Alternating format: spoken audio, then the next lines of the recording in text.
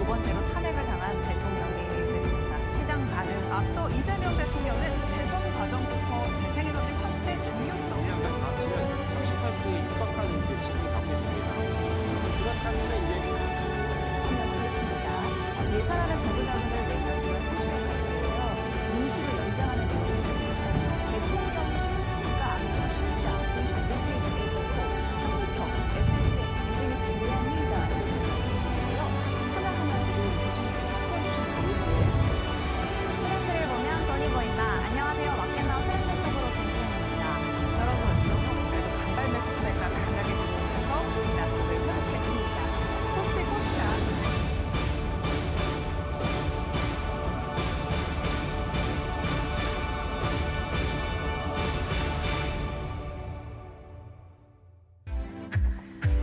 마켓나우 2부 시작하겠습니다. 시청자 여러분 안녕하세요. 이지혜입니다. 마켓나우 2부가 400회를 오늘 맞았습니다.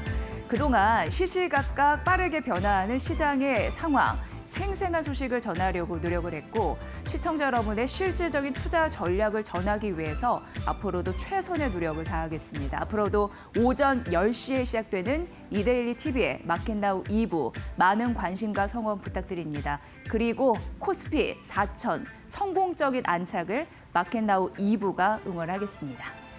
자, 오늘 시장은 엇갈리고 있습니다. 일단 코스닥 시장, 코스피 4천 가는 시대에 우리도 남다른 주인공이 될 수 있다. 정책적인 기대감이 받쳐줄 수 있다라는 데에 희망을 어느 정도 걸고 있는 상황으로 코스닥은 장중에 930을 넘기도 했습니다.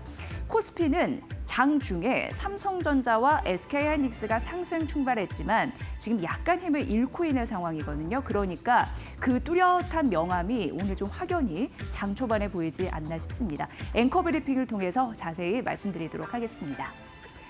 자, 오늘 시장에서는 당연히 보안 관련주가 뜰 줄 알았습니다. 아마 전 국민의 이커머스 1위 쿠팡마저도 털렸죠.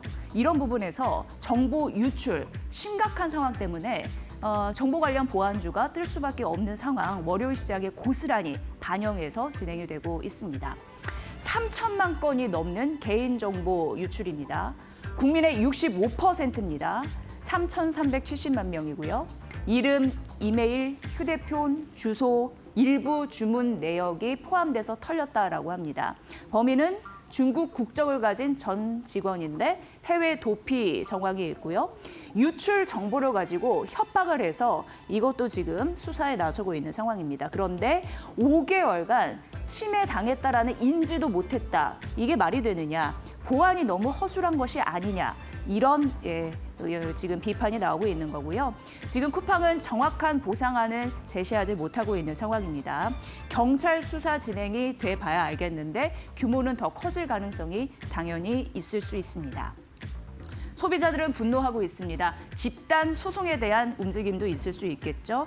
그런데 우리가 예전을 생각해 보면은 2016년도였습니다. 인터파크 이때 1,030만 명의 정보가 털렸는데 그때도 그랬습니다. 4년 뒤에 2020년도에 1인당 배상액 10만 원이었고요.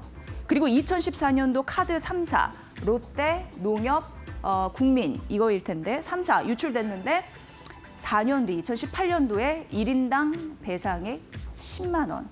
10만 원 여러분의 생각에 좀 맡겨봐야겠습니다. 다음 페이지 보면요.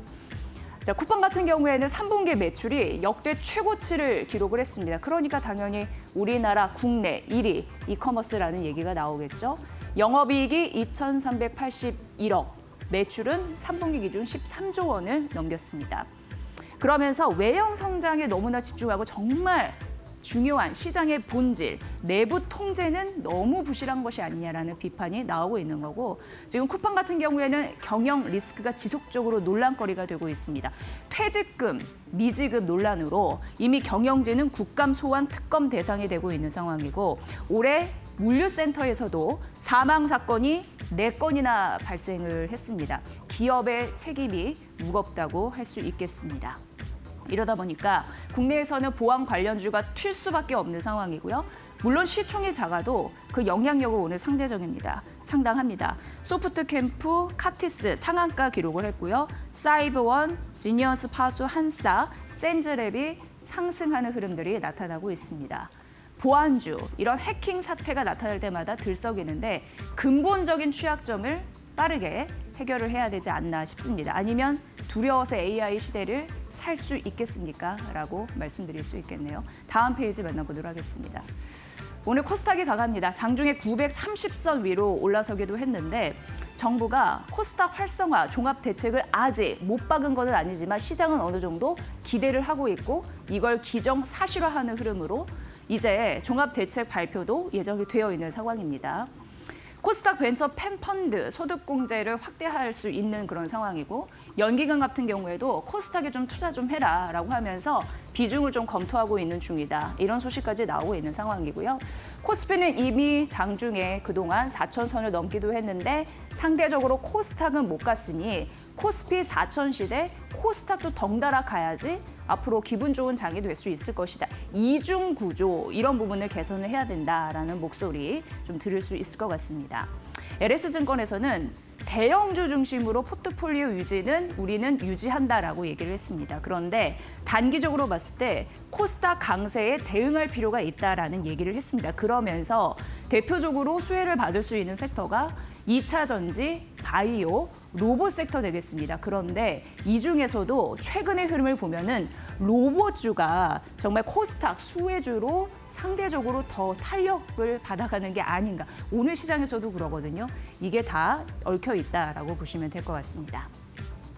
LS증권에서는 코스닥 수혜주를 잡아야 되는데 핵심 지표가 안정적인 특히 잉여 현금 흐름이 좋은 기업을 선별을 해야 된다라고 얘기를 하고 있습니다. 왜냐하면 앞으로 기업들이 성장을 하기 위해서는 필수적으로 투자가 뒤따라야 됩니다. 증자를 하거나 상장을 하거나 자금 조달이 굉장히 필요한데 여기에서 구멍이 나면은 투자를 하지 못하게 됩니다. 그래서 주머니에 어느 정도 돈이 있어서 성장을 할 수 있는 마중물을 불 수 있는 그런 돈이 필요하다라는 얘기를 했고 결국 우리가 다 종목에 갈 수 없으니 옥석 가리기는 잉여 현금 흐름이 충분한 기업에서 찾아야 된다라는 아이디어를 냈습니다. 그래서 LS증권에서는 최근 9개 분기 잉여 현금 흐름의 꾸준한 추적을 통해서 괜찮은 기업을 선별을 했는데 이러한 기업들이 사실상 대형주가 강했던 그 시장에서도 상대적으로 수익률이 견조했다고 합니다. 그래서 그 종목들 10개를 써놨는데요. 카페24, 파마리서치, 하나마이크론 휴재, 클래시스, 원익 IPS, 하나머트리얼즈, TCK, 동국제약 되겠습니다. 이 부분 참고해 보시면 될 것 같습니다. 오늘 시작에서 굉장히 이제 중요한 흐름들이 나오고 있는 상황인데요. 지금 한 10시 8분 구간 지났습니다. 시장 상황 보고 나서 앵커 브리핑 이어갈게요. 김윤주 캐스터 전해주세요. 네, 우리 시장 10시 8분 구간 지나고 있습니다. 오늘 코스피 코스닥은 일제 1%대 강세 탄력 받으면서 출발을 했는데 현재 시간 기준으로 코스닥 쪽의 상승 탄력은 강해졌지만 코스피는 이를 조금 내려놓은 듯한 모습을 보이고 있습니다. 전장과 비슷하게 코스피보다는 코스닥 쪽으로 조금 더 관심을 많이 받고 있는 상황인데요. 일단 코스피도 그렇고 코스닥도 그렇고 정책에 대한 기대감은 여전히 있습니다. 코스피 같은 경우에는 이 배당 소득 분리과세에 대한 모멘텀 그리고 코스닥 같은 경우에는 정부 차원에서 코스닥 시장 활성화 방안을 내놓을 것이란 기대감이 작용하고 있는 상황인데요. 일단 코스피 시장 안에서 종목별 흐름 조금 더 자세히 짚어보도록 하겠습니다. 트레이딩 뷰를 통해서 만나볼 텐데 초록불이 상승이고요. 빨간불이 하락입니다. 일단 장 초반에 비해서 지금 반도체 투톱의 상승 탄력이 많이 둔화됐습니다. 삼성전자와 SK하이닉스가 장 출발만 하더라도 약 2%가량 급등하면서 출발을 해줬는데요. 삼성전자는 0.1%가량 강보합 으로 내려왔고요. SK하이닉스 같은 경우에는 약보합으로 전환이 됐습니다. 지금 하이닉스 0.38%가량 빠지고 있는 상황이고요. 삼성전기도 마찬가지로 3%가량 급등 출발을 했는데 현재 시간 기준 2.39%가량 빠지고 있습니다. 두산도 4%가량 하락하고 있고 한미 반도체까지 하락으로 전환, 일제히 AI 관련된 밸류체인 단에서 하락하는 모습을 지금 보이고 있는 상황입니다. 그리고 전력설비도 오늘 조금 쉬어가는데 AI AI 밸류체인 오늘 일제히 조금 하락하고 있습니다. 지금 전력설비단 안에서 LS 일렉트릭, HD 현대 일렉트릭, 효성 중공업까지 일제히 4%에서 6%가량 낙폭을 기록하고 있고요. 원전도 오늘 상승에서 하락으로 전환이 됐는데 두산 에너빌리티가 1% 넘게 하락, 2% 가까운 낙폭을 가져가고 있고요. 그리고 한국전력도 2%가량 빠지고 있습니다. 전반적으로 AI 밸류체인들이 오늘 큰 폭으로 하락하면서 지수가 1% 상승해서 지금 약세로 전환이 된 상태고요. 약 1%가량 코스피는 하락으로 전환이 됐습니다. 그리고 오늘 2차 전지 관련주들이 좋은데 포스코 퓨처엠이 2%가량 오르고 있는 상황입니다. LG 에너지 솔루션도 0.37%가량 상승, 삼성 SDI도 0.17%가량 오르면서 지수 대비해서 그래도 2차 전지주들이 힘을 내주고 있는 상황인데요. 일단 내년 양극재 관련된 기업들의 상승이 높을 것으로 기대가 됩니다. 양극재 관련해서 지금 에코프로가 유럽 시장에 진출했다는 소식도 나왔고요. 더불어서 지금 계속해서 리튬 가격이 오르고 있다라는 소식이 나오고 있는 만큼 관련된 2차 전지주들의 흐름도 잘 체크해 보시면 좋겠습니다. 오른 LLF도 오르고 있다라는 점 확인되고 있습니다. 그리고 정부가 이 배당 소득에 대한 최고 세율을 30%가량으로 확정을 했습니다. 지금 국회 기재위에서 30일 통과를 했는데 이에 대해서 고배당주들 오늘 장 초반만 하더라도 좋은 모습을 보였는데 일단 지금 장이 진행될수록 조금 상승 탄력이 둔화되고 있습니다. 은행주 같은 경우 하락으로 전환이 됐는데요. KB금융지주 0.16%가량 약보합권에서 움직이고 있고요. 하나금융지주, 신한금융지주 일제히 지지부진한 움직임 가져갑니다. 그리고 이제 SK스퀘어 같은 경우도 오늘 장 초반만 하더라도 급등했는데 현재 시간 상승 탄력이 둔화됐고요. 0.34%가량 소폭 상승하는 모습 가져가고 있습니다. 오늘 그리고 HMM이 좋습니다. 시장 안에서 튀어오르는 종목들 일단 중소형주 단 안에서의 그래도 상승세가 가파른데 넷마블과 이 HMM 같은 개별 종목들 위주로 움직이는 모습을 보여주고 있습니다. 일단 HMM 같은 경우에는 하나오션의 전장에서 1조가량의 발주를 했다는 소식이 부각되면서 오늘 4% 넘게 급등하고 있고요. 넷마블도 오늘 약 3%가량 오름세입니다. 계속해서 아이온2의 매출이 그래도 견조하다라는 평가 속에 오늘 넷마블 오름세 유지하고 있는 모습 가져가고 있고요. 전반적으로 개별 종목 위주로 코스피 시장 안에서는 움직이고 있습니다. 코스닥 시장 상황도 열어보시죠. 오늘 코스닥 상황이 그래도 코스피보다 확연히 좋습니다. 전장과 비슷한 흐름 오늘도 이어가고 있는 상황입니다. 일단 2차 전지주들이 굉장히 좋은데 지금 에코프로, BM 그룹주들이 일제히 오르고 있습니다. 코스피 시장 안에서도 에코프로 머티가 급등하는 모습 보여주고 있는데요. 앞서 말씀드린 것처럼 에코프로가 헝가리의 공장을 가동을 시작했다는 소식이 지금 매수세를 자극하고 있는 상황이고요. 에코프로 9.59%가량 급등, 에코프로 BM도 7%가량 오르고 있습니다. 이제 헝가리 공장 양극재 기업은 국내 최초로 진출을 했는데 삼성 SDI랑 SK온 쪽으로 이제 공급을 할 것이라는 전망이 나오고 있는 상황이고요. 관련된 종목들 오늘 일제히 오르고 있습니다. 그리고 오늘 제약바이오단 안에서는 지금 엇갈린 흐름이 포착되고 있습니다. 파마리서치 같은 경우에는 12%가량 빠지고 있지만 휴젤은 4%가량 급등하고 있는데 지금 미용 의료기기 단 안에서도 흐름이 엇갈리고 있다는 점이 특징적이고요. 펩트론이 7% 넘게 하락 중입니다. 펩트론 같은 경우에는 개별 악재성 소식이 있는데 12월에 일라이릴리와 스마트 대포 플랫폼에 대한 본계약을 체결할 수 있을 것이란 기대감이 그간 펩트론의 주가를 밀어 올렸었죠. 다만 오늘은 전장에서 이 기술에 대한 평가가 연장될 수도 있다는 공시를 함에 따라 애프터마켓에서도 급락, 오늘 정규장 들어서도 현재 급락하는 모습을 계속해서 가져가고 있는 상황입니다. 이 외의 종목들 일단 리가켄 바이오사이언스와 ABL 바이오는 오늘 그래도 상승세를 유지하고 있는 상황이고요. 12월 들어서 제약바이오 업종들, 종목들 어떻게 움직일지 일단은 함께 살펴보시죠. 그리고 오늘 엔터주가 조금 쉬어갑니다. 일단 SM엔터테인먼트 0.19%가량 하락이고요. JYP 엔터테인먼트도 0.4%가량 하락, YGM 엔터테인먼트도 1% 넘게 하락하고 있는데 엔터주 앞으로 26년도에 이 주가에 대한 전망은 여전히 긍정적입니다. 다만 그럼에도 불구하고 오늘 여전히 쉬어가고 있고요.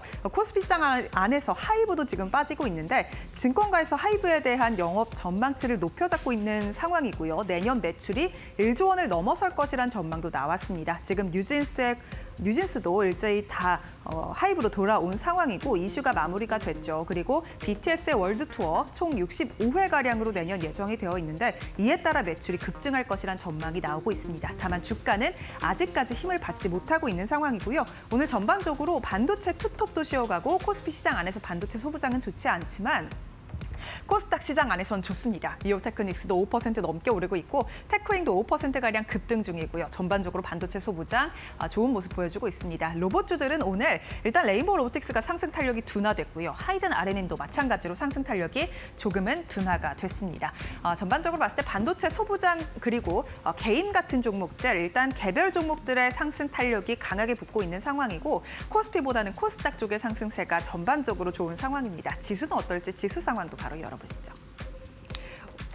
오늘 코스피와 코스닥 지금 엇갈린 흐름을 가져갑니다. 코스피 같은 경우에는 0.75%가량 하락하면서 3,900선도 내려놨고요. 3,897선 부근에서 움직이고 있습니다. 코스닥 같은 경우는 1% 넘는 상승 탄력 925포인트 지나가고 있고요. 오늘 장중 933포인트까지 고점을 높였습니다. 연중 최고치 썼습니다. 코스피 매매 동향도 열어보시죠. 일단 오늘 코스피는 개인의 순매수 많이 들어오고 있습니다. 개인 2천억가량 사들이고 있고 외국인과 기관의 순매도가 펼쳐지는 가운데 외국인이 순매수에서 순매도로 전환이 됐고요. 100억가량 팔고 있습니다. 코스닥 매매 동향도 열어보시죠. 오늘 코스닥은 외국인의 순매도가 장 초반부터 지금까지 이어지고 있습니다. 오늘 외국인이 장 초반만 하더라도 코스피를 사들였는데 지금 매도로 전환이 됐고요. 코스닥 시장도 팔고 있습니다. 양시장 일제히 외국인이 팔고 있는 상황이고 기관은 그래도 코스닥 시장을 강하게 사고 있는데 약 1,700억가량 사고 있다라는 점 특징적으로 볼 수 있겠습니다. 지금까지 시장 상황 열어봤습니다. 12월도 조선주를 잘 보셔야 될 것 같습니다. 일단 미국 쪽에서 조선 관련해서 사업이 중단됐거든요. 그러면 K, 조선주가 활약을 할 수 있는 가능성이 있다는데 어떤 얘기인지 시작을 해보도록 하겠습니다. 콘스텔레이션급 호위함이라는 게 있는데 중형 전투함이라는 이미지를 가지시면 될 것 같습니다. 근데 미국 쪽에서 이 사업을 중단하겠다라고 결정을 했습니다. 존 펠런 해군성 장관이라는 인물이 있는데 이 인물이 함대 전략화 방식을 재편을 하겠다라고 하면서 콘스텔레이션급 사업 전환이 출발점이다라는 얘기를 했거든요. 근데 사실 콘스텔레이션급 호위함 그러니까 중형 전투함 사업 이것은 예전에 미국에서 20척을 계획을 했습니다. 그러면서 이탈리아 조선사 그러니까 이탈리아의 조선사인데 미국에 와서 배를 건조해 만들어주는 이렇게 생각을 하시면 되는데요. 그 조선사와 계약을 6척을 했습니다만 2척만 건조하고 4척은 취소를 했습니다. 그 배경을 여러 가지 살펴보니까 선도함 같은 경우에는 차세대 첫 번째 만들어지는 배를 얘기를 하는데요. 그게 FFG 62, 그러니까 63만 살아남고 4척은 취소가 됐다라는 거고 그런데 이제 선도함 같은 경우에는 3년이 지연이 됩니다. 원래 내년에 납기, 그러니까 인도될 예정이었으나 3년 플러스가 돼서 29년으로 더 미뤄졌거든요. 그리고 비용도 40%나 증가하는 굉장히 비싸졌다라는 부분. 그리고 설계도 과도하게 변경이 되면서 결국 해봤자 미국 조선업은 역량 한계가 뚜렷하다는 거를 보여준 그런 거밖에 되진 않았습니다. 그래서 미국 쪽에서도 예전에는 대형 고급스러운 그런 전투함을 만들기로 했었는데 수정을 합니다. 그 얘기를 하는 건데요. 보다 작게 그리고 보다 빠르게 그리고 대량으로 그런 쪽으로 이제 바꾼다라고 하면서 수상 전투함으로 방향을 전환한다라는 건데 이것도 계획만 있을 뿐 차세대 설계는 미정이다 이렇게 보시면 될 것 같습니다. 그래서 사실 중국과 러시아 견제를 위해서도 이런 해상 그리고 차세대 전투함 이런 부분을 빨리 만들어서 세력을 넓혀야 되는 미국만의 고충이 있는데 결국 한국과 일본, 조선소에 목을 매야 되는 그런 상황이 될 수도 있다는 거고 우리 입장에서는 한국형 호위함, 디자인 이런 부분이 채택 가능성이 더 높아지는 호재성 재료다 이렇게 보시면 될 것 같습니다. 다음 페이지 보면요. 지금 SK증권에서는 조선업, 그래서 비중 확대 의견을 유지한다라고 얘기를 했고요. 결국 한국 조선소에서 미국의 해군함을 건조를 하면 구조적인 성장 그런 부분을 기대할 수 있다라고 얘기를 하면서 탑픽을 HD 현대중공업과 하나오션으로 얘기했는데 각기 또 잠시 언급해드리면 HD 현대중공업 같은 경우에는 그리스 해운 재벌가 VLCC라고 VL 같은 경우에는 벨이 라지입니다. 그래서 초대형 원유 운반선을 얘기를 하는데 내척을 수주를 해서 28년 11월에 납기를 하고요. HMM과 그리고 역시 LNG DF. LNG DF라는 거는 DF는 듀얼을 말하는 겁니다. 이중, LNG 되고 기존 연료 되고 두 사이드 쓸 수 있는 걸 얘기하는데 그 컨테이너선 내척을 수주 요거를 29년 2월 납기 요런 또 이슈가 있고요.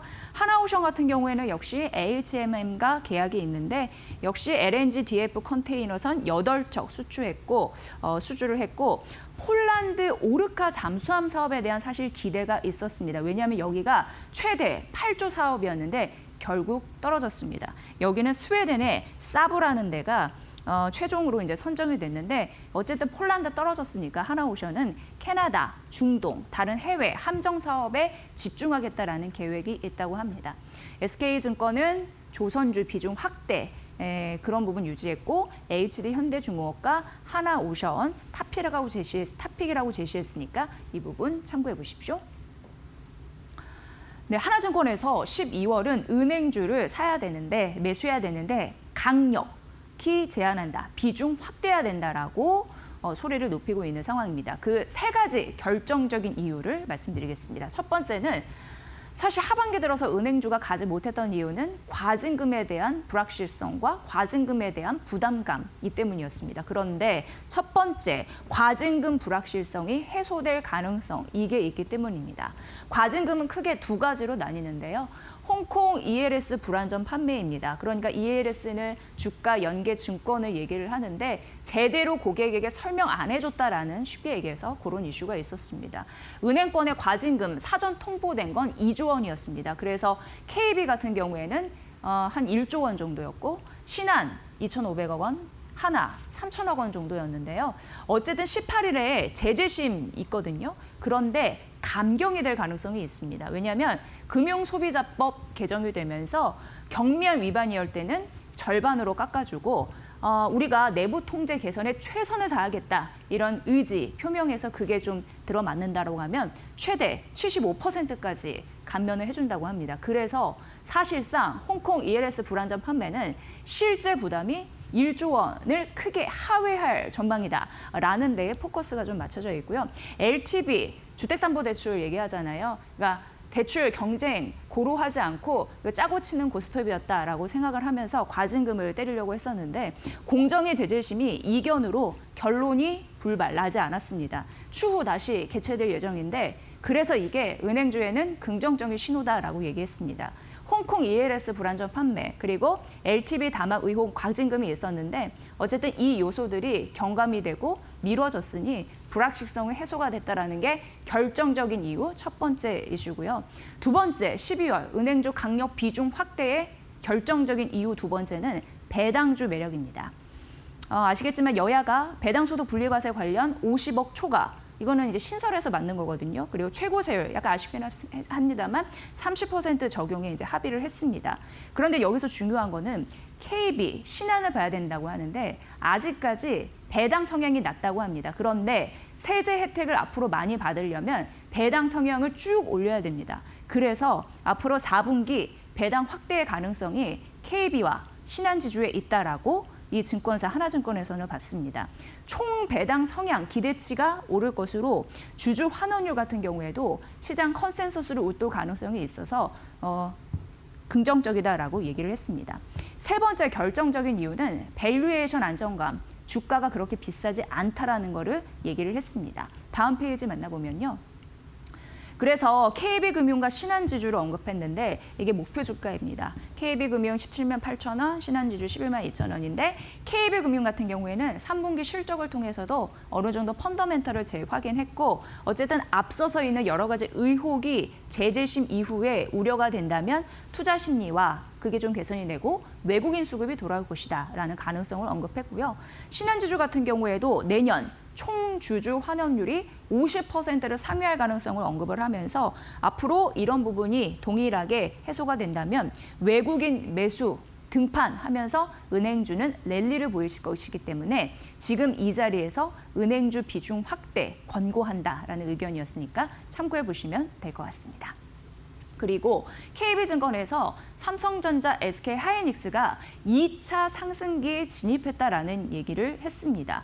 사실 이 종목이 한 달간 고점 대비해서 15% 떨어졌는데 달러 유동성 경세 그리고 AI 버블 금리 인하가 과연 될 수 있을까라는 의심 이런 부분 때문에 떨어졌습니다. 그런데 이 3대 불확실성이 이 지금 12월부터 점차적으로 완화가 될 것이다라고 얘기를 하고 있고요.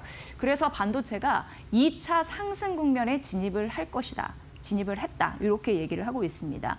구글 TPU, 엔비디아 GPU, AI 생태계 다변화 이게 지난주에 가장 핵심 이슈였는데요.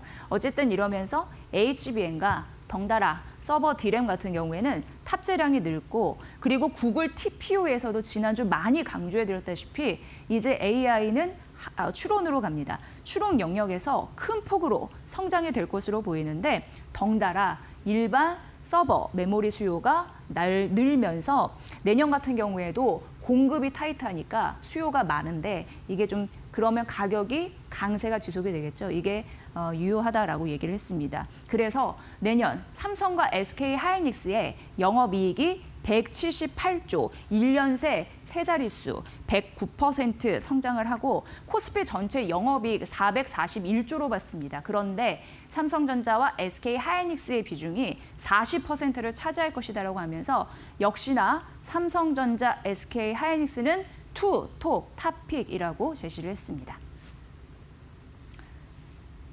내년 코스피 주식 비중 확대해라라고 대신증권에서 얘기했습니다. 결론만 말씀드리면 내년 탑픽 10가지 종목을 써놨습니다. 참고해 보시면 될 것 같고요. 하나 그냥 아시면 좋을 것 같아서 내년 주도 산업 6개를 골랐는데 첫 번째는 반도체입니다. AI 수요 폭증 속에 반도체 사이클이 확장이 되면서 내년까지 공급 부족 현상이 나타나고 쏘버린 AI 수요가 확대가 되면서 캐펙스는 절제가 됩니다. 공급량을 제한한다는 겁니다. 그렇기 때문에 밸류에이션 프리미엄 진입이 긍정적이다라고 얘기했고 방산 같은 경우는 올해 EPS 한 주당 벌어들인 이익 이런 부분이 증가했고 멀티플이 상승했는데 군비 지출 확대 흐름도 지속이 되고 있는 상황입니다.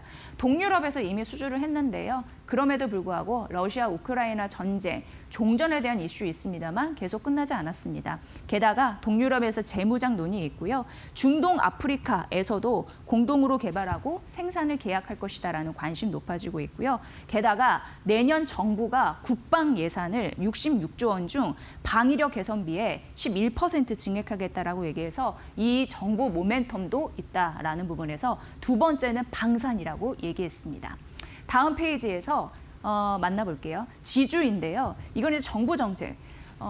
이게 이제 작년에 여러 가지 이슈 있었고 올해 1, 2, 3차 상법 3차 개정이 있었고 배당 분리과세 이런 정책 모멘텀이 이제 더해졌고요. 올해 대형주 상승으로 순자산 가치가 증가하는 흐름들 기업들이 자발적으로 변화하면 훨씬 추가 상승 여력이 있다라고 봤고요. 네 번째 제약바이오 섹터입니다. 금리 인하 수혜주의고 트럼프 약가 관세 이슈가 마무리되면서 리스크도 완화가 됐다라는 점이고 기술 수요가 증가하고 있습니다. 그리고 중요한 게 글로벌 빅파마들이 2032년까지 특허 절벽이라고 합니다.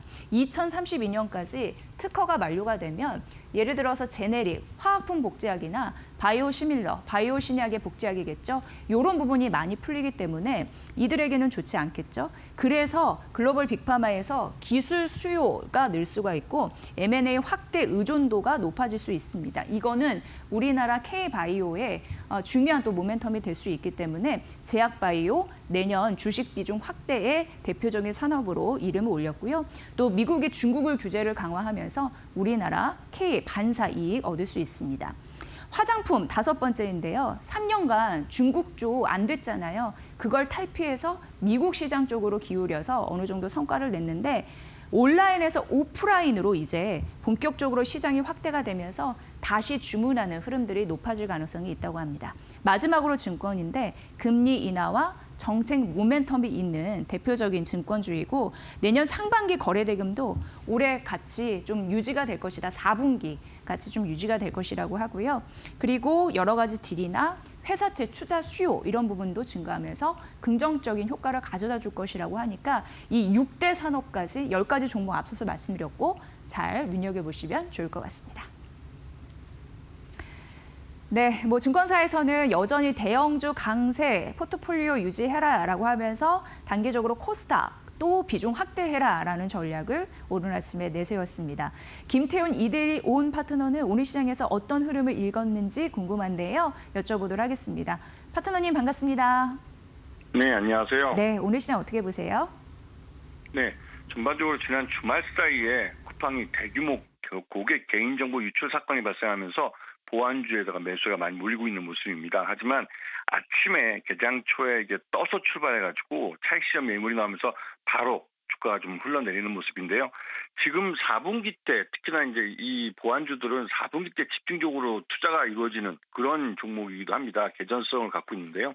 그런데 이번에는 지난 상반기에 대비해서 상반기 때는 말 그대로 이제 조기 대선에 이런 부분 때문에 또 대부분의 투자가 이연돼 버렸습니다. 그 이연된 것들이 다시 또 4분기에 한꺼번에 몰리기도 하고 그렇기 때문에 실질적으로 지금 상장돼 있는 보안 회사들이 대부분의 이 주문을 그러니까 이 발주를 받아서 수주한 것을 사업화하기는 어려운 시기고 내년 상반기로까지 이연될 가능성이 큽니다. 이 말뜻은 보안주들의 실적이 12월 달에 집중적으로 늘어나서 적자에서 흑자로 덧을 뿐만 아니라 내년 상반기에도 이 일감을 그대로 가져간다는 소리죠. 그리고 우리나라는 전 세계적으로도 이런 보안에 대한 투자가 좀 많이 부족한 나라로 알려져 있습니다. 그리고 실제로 그에 대한 사건이 올해 1년 내내 터졌죠.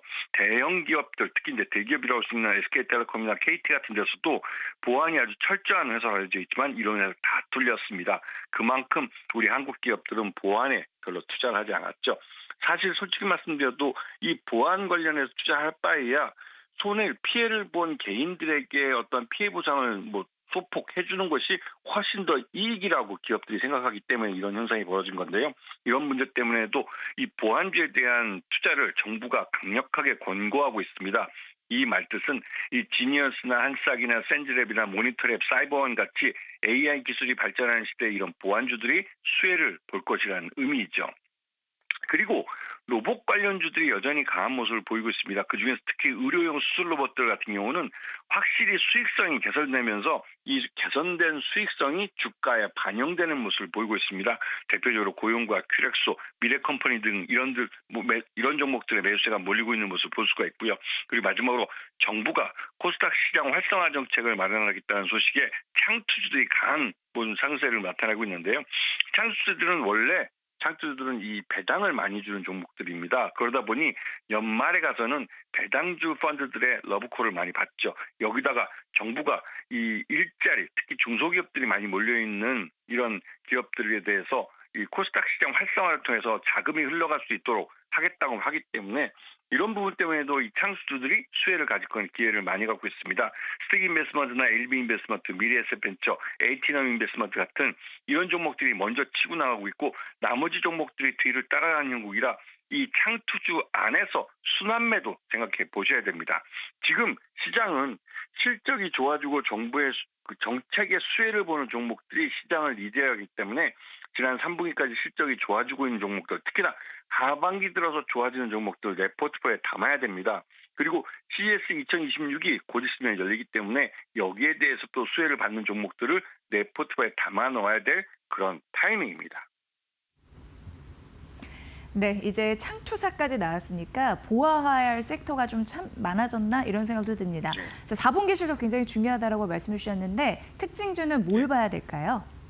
네, CES 2026의 가장 큰 관심은 AI와 피지컬 AI입니다. 그중에 특히 피지컬 AI 관련해서는 레인보우 로보틱스가 가장 큰 수혜를 볼 수 있는데요. 이 회사가 상장돼 있기 때문에 그렇고 현대차가 요번에 그 보스턴 다이내믹스 자기 계열사죠. 계열사로부터 휴먼 로봇을 생산한 것을 이 미국에 있는 조지아주 공장에 투입하기 시작했다고 합니다. 아직은 파일럿 정도의 생산량이지만 이 휴머노이드 로봇 양산에 들어갈 수 있는 가능성이 가장 앞서 있는 회사가 보스턴 다이내믹스고 그 회사와 함께 레인보우 로보틱스는 삼성전자의 계열사로서 삼성전자가 이 각 부분마다 레인보우 로보틱스의 이 RBY1이라는 양팔형 로봇을 36대를 사가지고 지금 실증 테스트를 하고 있기 때문에 내년에는 대량 발주가 나올 수가 있습니다. 그렇게 되면 레인보우 로보틱스는 적자 기업에서 흑자 기업으로 돌변하게 되는 것이죠. 그런 부분 때문에도 레인보우 로보틱스는 지금 내 포트folio에 담아야 될 그런 시기입니다. 네, 로봇주 중에 레인보우 로보틱스 말씀해 주셨습니다. 포트 안에 담아야 될 시기이다, 매수 적정 시기이다라는 전략 잘 참고해 보시길 바라겠습니다. 김태원 파트너였습니다. 고맙습니다. 네, 감사합니다. 네. 12월이 시작이 됐고 오늘의 마켓나우 2부 400회 특집입니다. 반도체는 여전히 중요합니다. 그 중요한 전략, 수익률 올라탈 수 있는 전략 바로 이어집니다. 잠시만요.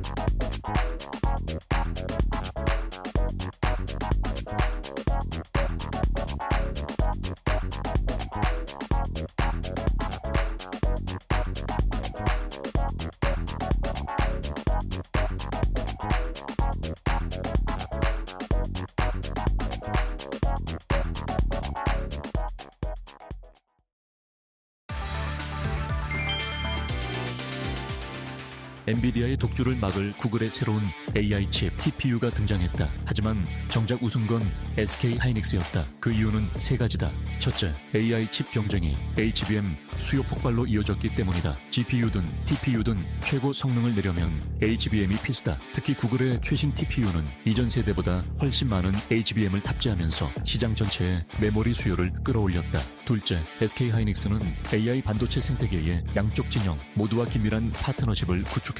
엔비디아뿐 아니라 구글 TPU용 HBM의 대부분 물량을 SK 하이닉스가 공급하고 있다. 결국 누가 AI 시장의 주도권을 잡더라도 하이닉스는 공급망의 승자로 남는다. 셋째, 늘어나는 수요를 감당할 준비가 이미 끝났다. SK 하이닉스는 선제적으로 생산 라인 증설과 신규 클러스터 착공을 서두르며 공급 능력을 크게 끌어올렸다.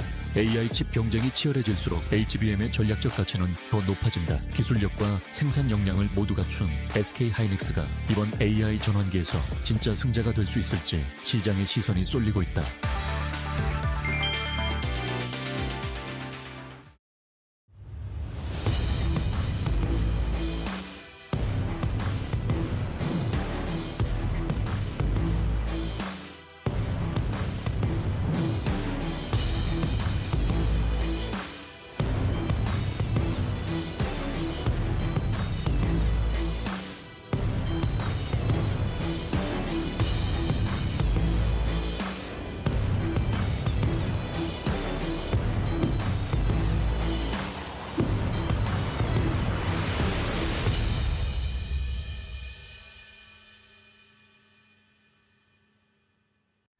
마켓나우 2부가 400회를 맞이했습니다. 코스피도 4천선 안착을 위해서 흔들림 없는 굳건한 반도체 전략이 절실한 상황입니다.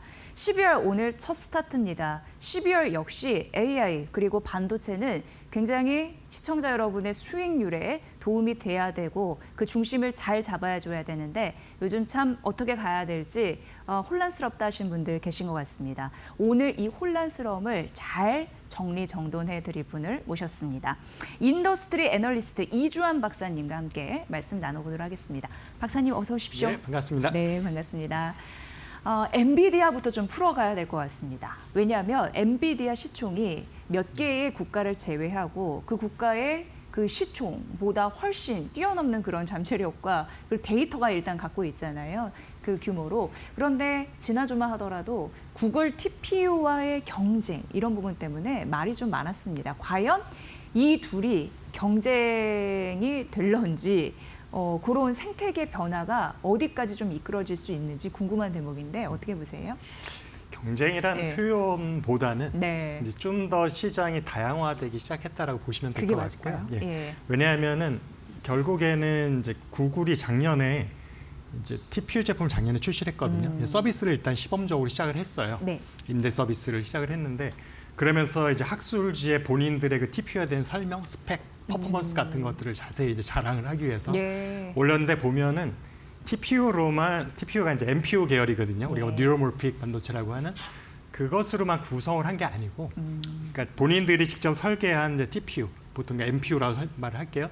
NPU 칩이 들어가고 네. 엔비디아의 GPU 칩이 또 들어가고 예. 또 인텔의 CPU가 들어가고 결국은 세 가지 칩을 묶어서 최적의 효율성을 만들어냈다라는 의미라고 이제 발표가 되어 있고 예. 그러다 보니까 그곳에 GPU와 NPU가 TPU가 얼마만큼의 몇 대 몇의 비율로 들어가고 있는지 이런 것들이 지금 구체적으로 나와 있지 않아서 그런데 확실한 거는 여전히 GPU가 들어가 있는 구조다라는 것. 그러다 보니까 엔비디아의 대항마라기보다는 이제 엔비디아의 의존도를 조금씩 낮춰서 전량 GPU 쓰던 것들을 일정 부분을 자체 개발한 TPU로 교체하는 정도. 근데 이런 것들은 이제 구글뿐만 아니라 지금 빅테크 기업들은 대부분 자체 설계를 하고 있잖아요. 네네. 이미 어느 정도 시제품이 나와 있는 기업들도 있고 그런 것들은 대부분 이제 추론 전용 모델을 위해서 만들다 보니까 GPU 의존도를 점점 낮추려는 걸 맞습니다. 네. 그러다 보니까 이제는 엔비디아가 독점하던 시장에 뭔가 조금씩 균열이 생기기 시작했다 정도는 맞지만 엔비디아를 위협할 수 있는 경쟁자,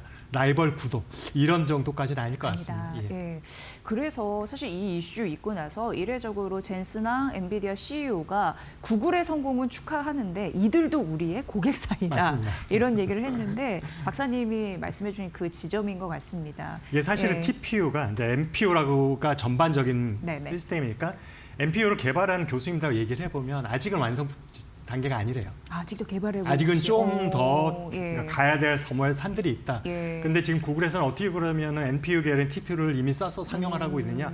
그러니까 사실 완전한 단계가 아닌 걸 가지고 쓰다 보니까 여전히 GPU와 CPU의 도움을 받아서 일정 부분을 효율성을 높이기 위해서 이제 TPU가 그 역할을 해주는 거다 보니까 이게 완벽하게 TPU가 개발이 완료가 되면 아마도 CPU와 GPU를 거의 없는 상태로 네네. NPU 혼자 두뇌 역할도 하고 연상기 역할도 할 수 있어야 될 텐데 예. 거기까지는 좀 시간이 걸릴 거다라는 게 대부분 개발자들의 말씀이다 보니까 그게 1년 안에 큰 변화가 있기 쉽지 않잖아요. 네. 그러니까 TPU는 아직 그래서 잠재적인 가능성 갖고 있지만 GPU를 완전 대체하기에는 시간이 조금 걸릴 것 같다.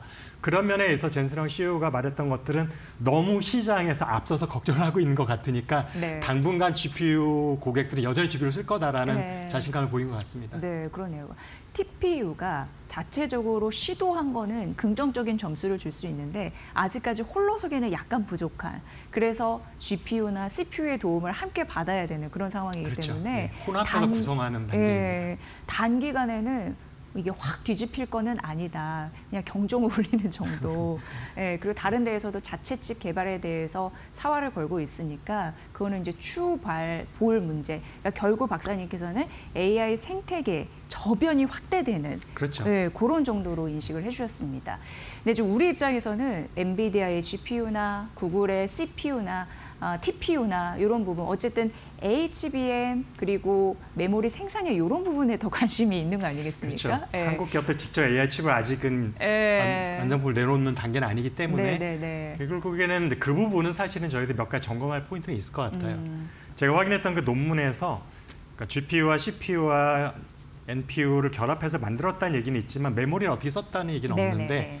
그곳에 아마 초기 모델에는 검증되어 있는 HBM을 쓸 가능성이 높다고 생각이 되고 있지만 NPU 계열의 TPU 쪽으로 가는 이유는 예. GPU가 가격도 비싸고 예. 성능 좋지만 그리고 전력 소모도 많고 맞아요. 이런 부분 때문에 이걸 대체하기 위해서 추론은 좀 더 가벼워도 되거든요. 네. 그래서 지금 TPU를 만든 건데 그렇다면 굳이 성능은 좋지만 가격도 비싸고 전력 소모가 큰 HBM을 쓸까 계속해서 초기에는 아직은 완전한 셋업이 되지 않았으니까 네네. 일단 검증된을 갖다 쓰겠지만 점차 본인들의 기술이 완성도가 높아지고 TPU에 사용하는 비중, 구성 비중이 높아지게 되면 예. 제가 볼 때는 HBM보다는 좀 더 저가이면서 전력 소모도 적은 LPDDR 쪽으로 대체가 될 가능성이 높다고 보고 있어서 저전력 쪽으로. 그렇습니다. 예. 그래서 지금 결국에는 AI 칩 시장은 엔비디아 중심으로 되어 있는 기성품 시대에서 네네. 각자 고객 맞춤형으로 가는 에이직 시대로 전환되는 시점의 초기 단계라 보시면 되는데 예. 그래서 결국에 맞춤형으로 가게 될 때 HBM보다는 LPDDR의 비중이 높아질 가능성이 높다고 보고 있고 심지어는 엔비디아조차도 내년에 출시한 칩을 이제 몇 개로 카테고리로 가격대로 나누면서 중저가 라인업에는 LPDDR을 쓰겠다고 공언을 했거든요. HBM 안 쓰겠다. 중요한 시그널이네요. 그게. 그렇죠. 그래서 이제 HBM의 고가의 칩은 여전히 최고 성능 라인업의 제품에 들어가겠지만 예. 시장이 점점 확대되면서는 가격이 중요해지잖아요. 전기차 시장도 그랬던 거고 그러다 보면 HBM에 대한 의존도 역시 점점 낮아질 거로 저는 보고 있습니다. 그럼 박사님 여기에서 삼성전자와 SK 하이닉스 중에 TPU 관련해서 어쨌든 그 수혜를 조금 더 받아갈 수 있는 건 삼성전자가 될까요? 일단 그렇게 보고 있습니다. 왜냐하면은 네. 지금 하이닉스는 엔비디아의 그 납품에 대한 물량만으로도 사실은 생산 물량이 꽉 차 있는 상태거든요. 추가적으로 구글에서 수주를 받기가 어려운 상황인 거죠. 네네. 그러다 보니까 삼성전자는 상대적으로 생산 캐파 준비된 거에 비해서 아직까지 고객으로부터 낙점을 받지 못한 많은 여유 부분이 있다 보니까 이런 부분에 있어서 에이직 쪽에서 많은 빅테크 기업들이 자체 칩을 개발할 경우에 HBM 일단 초기에는 사용될 것 같으니까 네. 하이닉스는 사고 싶어도 지금 물량이 부족해서 못 사는 상황이 될 수 있고 그 틈새를 삼성전자 충분히 노려볼 수 있다고 보고 있습니다. 네, 그래서 또 살아봐야 안다는 것이 그동안 못 팔렸던 게 재고로 쌓여 있는데 가격이 비싸졌으니까 예, 조금 더 비싸게 팔 수 있으니까 그런 부분에서는 또 이득이 될 수가 있겠네요. 근데 재고로 팔긴 힘들 것 예, 같고요. 예. 지금 삼성전자에서 안 팔렸던 재고들은 성능과 수율이 안 나와서 문제가 있는 제품들이라 아, 그보다는 네, 왜냐하면 네. 거기에 들어가는 네. DDR 제품 자체를 다시 설계했잖아요. 다시, 예. 그러니까 이전은 설계한 제품 한건 팔진 않을 거예요. 아, 그래요. 그래서 다시 완전히 새롭게 만드는 제품을 오, 팔아야 되니까 예. 재고라는 의미보다는 이제 물량들을 늘려나가는 이제 증설이 진행될 네, 때에 네, 네. 거기에 따른 이제 물량만큼의 수혜가 생기는 거로 네. 보면 될 것 같습니다. 그러네요. 생산 라인 증설 그거에 따른 새롭게 만들어낸 제품들. 일단 그런 전체적인 부분. 반도체 생산 캐파로 보면은 하이닉스보다 삼성전자 2배 이상 되니까 네. 사실 여지까지는 고객이 없어 못 만들던 제품들을 본격적으로 만들기 시작을 하게 되면 네네. 빠르게 물량을 증가시킬 수 있잖아요.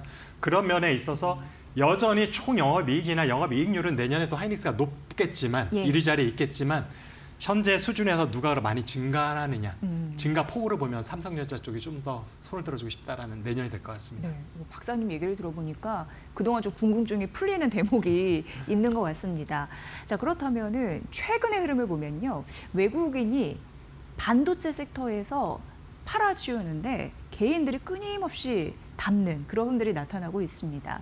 아무래도 삼성전자, SK하이닉스 콘텐츠 뭐 이런 거 올려보면 가장 또 조회수가 많이 나오는 것으로 그쵸. 봐서 예. 관심이 가장 많으세요. 그런데 이 둘의 전략을 어떻게 가져가는 게 12월 그리고 내년 초 준비하는 현명한 방법이라고 보십니까? 투자자 관점에서의 네. 질문이신 거잖아요. 네. 사실은 실적으로 보면은 여전히 총액으로 하이닉스 많겠지만 증가율이 삼성전자 높겠다라는 게 어떻게 보면 힌트일 수 있는데 네. 근데 그렇게 보면 삼성전자 쪽이 좀 더 유리하긴 하잖아요. 근데 거기서 또 하나 우리가 짚고 넘어야 될 것은 현재 밸류에이션이 하이닉스와 삼성전자가 누가 좀 더 고평가 영역에 가까워져 있느냐 아. 또 사실은 중요하잖아요. 네. 그래서 밸류에이션을 우리가 보통 반도체 같은 IT 기업들은 PER로 보는 게 맞거든요. 그래서 그렇게 봤을 때는 여전히 하이닉스보다는 삼성전자가 굉장히 높은 수준에 있습니다. 그 얘기는 실적 개선을 너무 앞당겨서 주가에 다 반영되어 있기 때문에 그래서 실적 개선 속도가 분명히 삼성전자 빠르긴 하겠지만 네네. 그게 이미 주가엔 저는 다 미리 선반영돼 있다라고 그래요, 보고 지금. 있어서 사실은 그래서 지금 연말에 외국인들이 파는 거는 저는 크게 신경을 안 쓰는 게 기술적인 이제 조정은 필요했거든요. 그리고 뭐냐면 연말 되면 결산 시즌이라서 한 번은 털고 가고 조정을 해야 돼요. 수익률을 확정지어야 되는 부분도 있고 네. 배당을 위한 현금 확보도 필요하고 그래서 연말이 지나고 연초 됐을 때 외국인이 전체적으로 매수세가 강할지 매도세가 강할지는 아직은 모르겠다. 방향이 만약에 매수 쪽으로 가게 된다면 네. 충분히 반도체 기업들은 시가총액이 높기 때문에 안 담을 수가 없습니다. 포트폴리오에. 그래서 상반기 중에는 실적과 상관없이 유동성의 힘으로라도 좀 더 상승할 여력이 양사 모두 있다고 보고 있는데 근데 이것을 조금 더 기간을 늘려서 보면 연말까지로 보면은 적어도 하반기쯤에 한 번 정도 조정이 있을 것 같다라는 게 네. 저도 그렇고 만나보는 많은 전문가들의 공통적인 의견이어서 근데 정확한 시점 모르잖아요. 그다음 정확하게 몇 %나 조정받을지도 맞습니다. 사실 예, 모르는 예, 거라서 예. 조금 안전하게 투자를 하고 싶은 분은 상반기 중에 어느 정도 수익이 확보되면은 일단 한번 현금화를 했다가 조정받으면 더 좋은 기업들을 좀 더 싸게 살 수 있으니까 그때 재투자하는 방법이 저는 좀 더 추천드리고 싶습니다. 그렇네요. 그러니까 어찌됐건 뭐 긍정적인 흐름들은 있는데 주가의 위치 이런 부분도 파악을 해야 되네요. 네, 굉장히 중요한 그런 대목이었고요. 지금 연말에 외국인이 반도체 매도 치는 건 크게 우려할 만한 이슈는 아닌 걸로. 계속 반복될 것 같습니다. 예. 12월에도 네. 등락이 끊임없이 반복될 것 같고요. 네. 그 부분은 저는 뭐 방향성하고도 관계가 없다고 보고 있습니다. 네. 그렇다고 하니까 이 부분도 잘 새겨두시고요. 지금 M7 기업들이 올해만 6천억 달러 정도 캐펙스 집행할 전망이라고 하는데 AI 인프라 요즘에 AI 시대의 대세는 또 에너지란 얘기도 있고요. 그렇죠. 전력이 워낙 중요하니까. 그러면서 어떻게 이거 투자 아이디어를 꾸려야 될지 박사님 어떻게 보세요? 네, 얼마만큼의 영향을 미칠까요? 이 부분이 사실은 네. 얘기하기 조심스럽긴 한데 왜냐하면 당사자들은 상당히 반발할 수 있는 부분이다 보니까 그래도 투자자분들을 위해서는 조금 더 객관적인 비율을 말씀드리는 게 제 네. 역할인 것 같고 작년에 보다 올해 더 투자액이 많았죠. KPX가. 그리고 현재까지 내년 계획을 보면 올해보다 더 많이 투자할 것으로 지금 예상이 되고 있어요. 그렇게 보면 약 3년에 걸쳐서 2조 달러가 넘는 돈이 AI 데이터 센터에 투자가 되는 건데 2조 달러. 예. 자, 이 정도 규모가 투자가 되면 예. 2027년에도 또 그럼 증액해도 투자가 될 수 있을까라는 일단은 궁금증이 생기죠. 네. 그런데 제가 볼 때 데이터 센터라는 게 투자 주기가 항상 있어요. 과거에도 그랬고 한 3년에 걸쳐서 대규모 투자가 되고 나면 일단락이 되잖아요. 사이클이 있으니까. 네. 그럼 그 다음에는 그 투자한 걸 가지고 돈을 벌어야 되는 거죠. 뭔가 새로운 서비스, 뭐 플랫폼 기업으로서 역할들을 하면서 네. 그게 2027년부터는 이제 돈을 벌어야 되는 시기로 전환된다고 보고 있고 2년 뒤. 그렇다면은 2027년부터는 그 직전 3개년만큼 공격적인 투자하기는 어려울 것 같다. 그래서 이제 하드웨어의 투자에 대한 것들은 어느 정도 마무리가 되고 예. 이제는 소프트웨어 기업들이 돈을 버는 쪽에 치중해야 되는 상황이라고 보고 있어서 그렇게 보면은 내년까지가 피크라고 보고 있고요. 데이터 센터 투자. 네네. 1년 그래서 남은 거. 그렇죠. 아직 네. 1년 남았다 보는 거고 그래서 엔비디아나 하이닉스 같이 AI 관련된 이슈로서 돈을 많이 벌고 있는 기업들도 내년까지는 돈을 잘 벌겠지만 그 후년이 되면은 우리가 또 다른 돈 벌거리를 또 고민하는 것도 좋지 않을까라는 생각을 하고 있습니다. 네. 그리고 투자자 입장에서 그렇게 보면은 이제 내년 상반기 정도에 하드웨어 투자에 대한 것들을 어느 정도 좀 정리를 하시고 그 다음에 이제 눈을 돌려서 그 돈을 가지고 그럼 2027년, 28년에 많은 투자는 많은 기업들이 했지만 네. 모든 기업이 돈을 벌지 못할 건 확실하거든요. 그죠. 예. 그러면 누가 돈을 벌 기업인지를 잘 공부하시고 그다음 해외 큰 손들은 어느 쪽으로 지금 이미 투자 자금을 이동하고 있는지도 잘 눈여보셨다가 그 소프트웨어 기업 중에 돈을 벌 기업들이 쌓일 때 미리 사놓는 전략 요것이 내년 중에 전환을 잘 배치를 하시면 제가 보는 그 후에 1, 2년 동안 투자 수익률도 나쁘지 않을 것 같습니다. 그러니까 진짜 매일매일 습관처럼 경제 방송 콘텐츠를 보는 게 중요한 게 기업들의 실적이나 그런 자금 흐름을 빨리 캐치하는 게 결국 수익률의 관건이지 않을까 이런 그렇죠. 생각을 해보게 됩니다. 그리고 박사님, 금리 인하는 이런 성장주에게는 너무나 도움이 되는 거죠. 맞습니다. 예. 이론적으로 생각을 해보면 결국에는 적정 PER이라는 게 이제 금리하고는 역으로 가는 관계가 있다 보니까 예. 금리가 지금 약 4.4%에서 4.5% 미국 기준으로 했을 때 네. 이게 한 2%까지 떨어져 절반이 된다고 하면 적정 PER이 2배 정도 높아지는 효과가 나는 거야 이론적으로는. 네. 그런데 그렇게 보면은 당연히 이전에도 보면은 금리 인하기에는 IT 기업들 주가가 굉장히 강하게 강세를 갔는데 근데 거기서 제가 한 가지 조금 조심스럽게 생각하는 거는 지난 2년 동안 고금리 상황에서 저금리 상황까지 주가가 미리 올라 버렸다는 거죠. PER도 상당히 높게 형성되어 있고 근데 이게 만약에 이전의 패러다임 같이 금리가 낮아진다고 좀 더 그럼 점프할 수 있을까라는 부분에 대해서는 확신이 없다라는 부분. 이미 선반영됐으면 이제 앞으로는 패러다임 자체가 변하는 게 아닐까? 금리하고의 연관성이 상당히 약해졌기 때문에 예. 금리 인하일 때도 이전과 같은 효과는 안 나타날 수도 있다는 생각 조심스럽게 하고 있습니다. 네. 그리고 오늘 시장을 봐도 사실상 이 코스피는 그동안 4천 가면서 굉장히 화려한 스포트라이트를 받았는데 코스닥은 좀 주춤했잖아요. 상대적으로 소외가 많이 됐습니다. 예, 그래서 이제 정부가 도와주고 내가 또 주인공이 될 수 있을 것 같으니까 완전 그 분위기가 약간 변하는 흐름들이 나타나고 있는데 그래서 2차 전지, 바이오, 로봇 이런 부분이 움직이는 것 같습니다. 반도체 전략 어떻게 가져가야 될까요? 그럼 대표적으로 소부장 섹터 연결될 것 같고 최대한 로봇도 될 거는 것 아까 같고. 일단 먼저 말씀드렸으니까 예. 상반기 중에 잘 포트폴리오 정리를 하시라. 네. 소부장 같은 경우는 내년에 올해보다는 매출 증가율이 높을 것 같습니다. 왜냐하면 지난 2년 동안 특히 한국의 메모리 기업들이 투자를 좀 소극적으로 했어요. 그랬기 때문에 내년에는 제가 볼 때는 돈도 지금 많잖아요. 그 자금들을 아마 투자 쪽에 쏟을 것 같은데 왜 그렇게 생각하냐면은 한국 기업들이 좀 보수적으로 투자를 하면서 예. 메모리 가격이 오르는 효과는 있었습니다.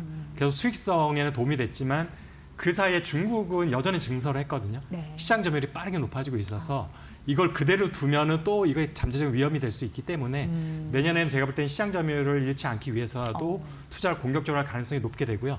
그렇게 되면 올해보다는 소부장 전반적으로 일단 매출 증가가 예상이 되고 있고 그런데도 최근에 투자 흐름을 보면은 전공정보다는 후공정에 좀 더 집중하는 경향이 있습니다. 후공정을요? 왜냐하면 칩 자체의 성능을 개선하는 게 거의 한계에 와 있다 보니까 이제는 그 후공정 딴에서의 기술 개선을 통해서 성능 퍼포먼스 높이겠다는 전략이어서 디테일인 거예요. 디테일이죠. 그래서 패키지와 어떤 테스트 쪽에 좀 더 투자 비중을 높여가고 있는 예. 금액으로는 전공정이 여전히 가장 높지만 네. 성장률로 보면 후공정 쪽이 훨씬 3배 정도 빠른 것으로 나타나고 있어서 네. 그래서 투자를 하시려면은 혹시나도 소부장 중에서도 후공정 쪽에서 괜찮은 기업들을 좀 물색해 보는 게 좋을 전략 같습니다. 너무 도움이 되네요. 오늘의 분석. 저희 이제 마켓나우 2부가 오늘 400회 특집을 맞이했는데 이를 기점으로 자주 좀 나와주셔서 반도체, AI 산업의 트렌드, 자금의 흐름 꼭 좀 짚어주시면 좋을 것 같습니다. 네, 알겠습니다. 믿고 저희 잘 또 전략 세워볼게요. 인더스트리 애널리스트 이주환 박사의 분석으로 함께했습니다. 박사님 네, 고맙습니다. 감사합니다.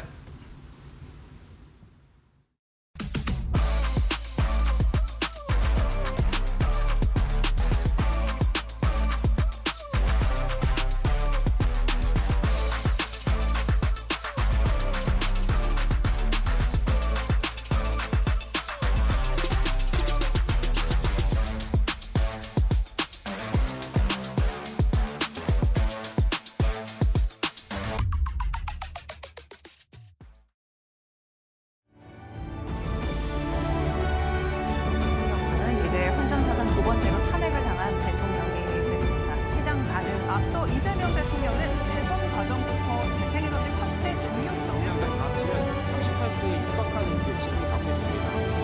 그렇다면 이제 선언을 했습니다. 예산안을 정부 자금을 내년 1월 30일까지예요. 임시로 연장하는 내용입니다. 대통령실과 안보실장 전력에 대해서도 한국형 SNS의 굉장히 중요합니다. 이렇게 말씀드리고요.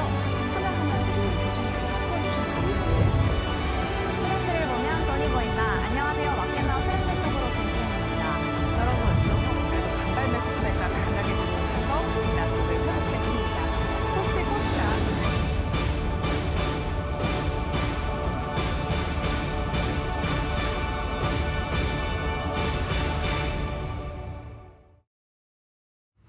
트렌드를 보면 돈이 보인다. 안녕하세요. 마켓나우 트렌드 속으로의 김수현입니다. 여러분, 마켓나우 2부가 400회를 맞았습니다. 와, 다들 많은 축하 바라는데요. 그래서 오늘의 트렌드는 축하 자리에 빠질 수가 없는 케이크로 가지고 와봤습니다. 마침 크리스마스도 얼마 안 남았잖아요. 그래서 그런지 SNS에서는 크리스마스 프리미엄 케이크들이 뜨기 시작했습니다. 올해도 어김없이 주요 호텔들이 케이크를 연이어 공개하고 있는데요.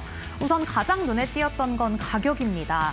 올해 호텔신라가 선보인 케이크 중에 최상위 제품인 더 파이니스트 럭셔리라는 케이크는 50만 원에 판매가 된다고 하는데요. 아니, 케이크가 50만 원이라니 금가루가 들어있나 하고 찾아봤는데요. 이 케이크는 겨울철에만 채취되는 100% 자연산 화이트 트러플을 사용했다고 합니다. 근데 이 케이크요, 가격도 가격이지만 애초에 하루 최대 3개만 한정 판매를 해서 먹고 싶어도 먹을 수가 없는 케이크입니다. 이렇게 호텔신라뿐만 아니라 다른 주요 호텔들도 연말을 겨냥해서 시그니처 케이크를 속속 공개하고 있는데요. 워커힐에서는 미미에르 블랑슈라는 초코 케이크를 38만 원에 선보였고요. 그랜드 인터컨티넨탈 서울 파르나스는 메리고라운드라는 케이크를 출시할 예정인데 35만 원에 하루 50개 한정 판매한다고 합니다. 이렇게 친근하지 못한 가격 때문에 시무룩하던 참에 인터넷에 찾아보니 올해는 호텔뿐만 아니라 프랜차이즈 업계도 고급화 대열에 합류를 했더라고요. 올해 스타벅스는 조선호텔과 협업을 해서 조선델리 스노우맨 케이크를 내놨는데 가격은 99,000원이라고 합니다. 앞에 있는 호텔 케이크 가격을 듣다 보니 가격 감각을 상실했는지 조금 싸 보이기도 하는데요. 하지만 이렇게 무작정 비싼 가격을 뭐라고 할 수는 없습니다. 이러한 프리미엄 케이크 대전 뒤에는 디저트플레이션의 그림자가 짙다고 하는데 통계에 따르면 초콜릿 가격은 전년 대비 16.3% 올라서 16개월 연속 2자릿수 상승률을 기록했다고 합니다. 이처럼 원자재 가격이 계속 상승하는 가운데 연말 디저트 수요까지 더해져 가격 인상폭은 더욱 커지는 모양새인데요. 그럼에도 지난해 스타벅스 조선델리 케이크는 하루 만에 완판이 됐고 호텔 케이크도 역시 비싸다는 말이 매년 나오지만 품절 대란은 이어지고 있습니다. 또한 케이크 성수기는 고급 호텔 입장에서도 놓칠 수가 없는 기회입니다. 초고가 디저트 한정 판매는 고급 호텔의 브랜드 가치는 유지하면서도 식음료 사업 매출을 단번에 끌어올릴 수 있는 기회이기 때문인데요. 그렇기에 호텔은 희소한 재료와 또 수작업의 공정을 적극적으로 홍보하며 고가 라인업을 쏟아내고 있습니다. 그렇다면 여기서 오늘 호텔 케이크 관련주 뭐가 있을까요? 우선 GSPNL입니다. 파르나스 호텔을 갖고 있는 회사죠. 올해 호실적을 기록한 가운데 증권가에서도 저점 매수의 기회라는 의견을 제시하기도 했습니다. 최근에 중국과 일본의 갈등 속에 반사수의 기대감으로 최근 주가는 불기둥을 세우기도 했었죠. 이어서 두 번째 관련주는 바로 호텔신라입니다. 최근 발표한 실적을 살펴보면 면세 부문에서 적자가 줄었고 특히 호텔 부문에서 선방을 했습니다. 다가오는 크리스마스를 앞두고 실적이 더 개선될 수 있을지 기대되는 시점인데요. 앞서 말씀드린 GSPNL과 마찬가지로 중일 갈등 속 수혜주로도 꼽히고 있는 점 참고해 보셔야겠습니다. 네, 이렇게 정리해보자면 오늘의 트렌드는 크리스마스 프리미엄 케이크 그리고 관련주 GSPNL 호텔신라였습니다. 이처럼 크리스마스, 기념일, 생일, 그리고 오늘 마켓나우 2부 400회 같이 살면서 축하할 일은 정말 많은 것 같은데요. 그럴 때마다 50만 원 케이크를 사다 보면 파산을 면치 못할 것 같습니다. 그래서 저는 50만 원 그 이상의 가치를 하는 트렌드들로 앞으로 500회, 600회 갈 때까지 마켓나우 2부에서 함께하겠습니다. 그럼 저는 내일 또 재밌는 트렌드로 돌아올게요. 안녕!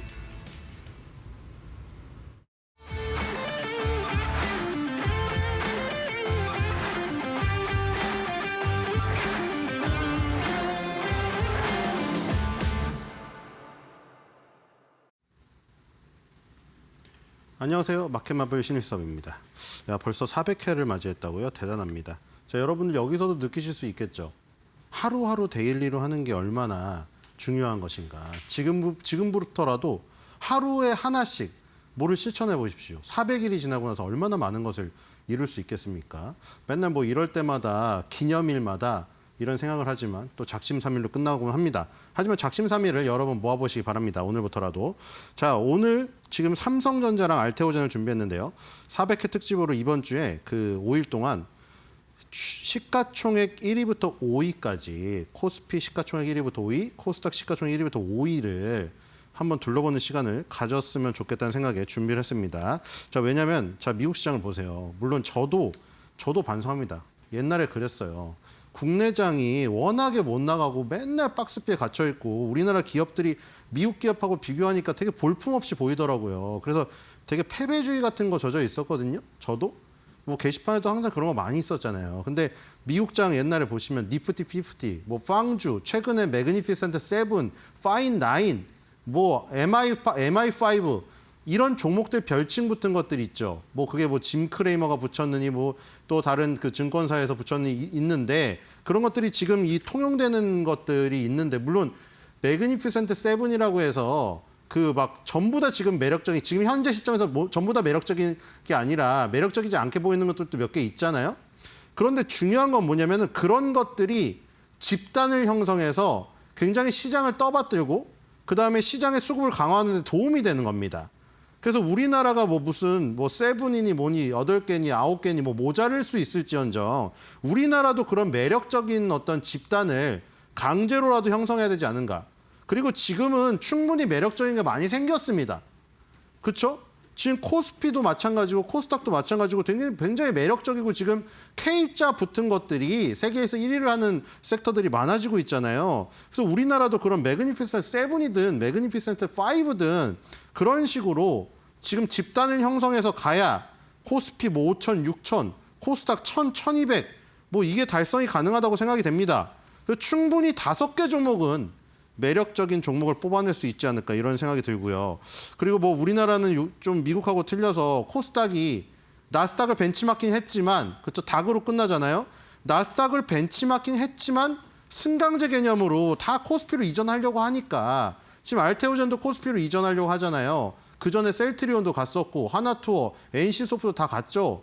뭐 물론 하나투어, NC소프트가 지금 뭐 상황은 좋지 않습니다. 근데 중요한 건 이제 코스닥에서 키워온 코스닥의 대장이 자꾸 코스피로 넘어간다는 거죠. 그러니까 우리가 미국 시장을 볼 때 항상 나스닥, 다우를 굉장히 성격이 다른 시장으로 소개를 하면서 중계를 하는데 우리나라는 사실 이 나스닥을 벤치마킹했지만 코스닥이 자꾸 승강제 개념으로 어떻게 보면 이브리그 같은 성격의 그 시장을 갖다 보니까 더더군다나 코스닥은 못 믿어온 거예요. 투자자들 분들도 어차피 저기 뭐 크면 갈 거고 쟤는 뭐 수급 좋은 쪽으로 떠날 건데 뭐 우리가 뭐 애정을 가질 필요가 있네 이럴 수도 있고요. 그런데 그거는 어떤 현실적인 부분을 감안을 해야 되고 그럼에도 불구하고 코스닥이 그렇게 빈자리를 계속해서 생기게 만들었는데도 지금 알테오젠 같은 종목이 또 탄생이 됐잖아요. 그러니까 우리는 그런 저력을 믿는 겁니다. 자, 일단 삼성전자 볼게요. 중요하죠. 시가총액 1위고 지금 16.80 정도 비중을 차지하고 있습니다. 우리 코스피에서 17% 가까이 비중이니까 엄청난 비중이에요. 사실 17%에 가까운 비중이 많긴 한데 이 투자자들의 마음에서 차지하는 비중은 이거보다 훨씬 더 높을 겁니다. 우리 주식 투자자분들 마음속에 삼성전자를 갖고 있던 안 갖고 있던 삼성전자가 차지하는 어떤 우리나라를 대표하는 주식이라는 어떤 마음이나 이런 내국심의 발효 있잖아요. 이런 것들. 그런 것들이 발로가 이 차지하는 게 반알은 넘지 않을까 이런 생각이 듭니다. 자, 삼성전자 10만 원 지금 마디지수대 넘고 저기서 지금 계속 지지 저항을 확인을 하고 있는데 자, 저기를 발판으로 새로운 시작점이 되면은 정말 갈 길이 멀어 보이죠. 그렇죠? 10만 원까지 온 여정을 생각하면은 그럼 앞을 못 갑니다.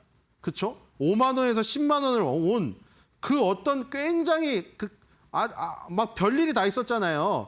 그런 역사를 생각하면 10만 원까지 온 게 너무나 지난했기 때문에 10만 원 이상, 20만 원을 가는 길이 너무 험난해 보이니까 꿈도 못 꿔요.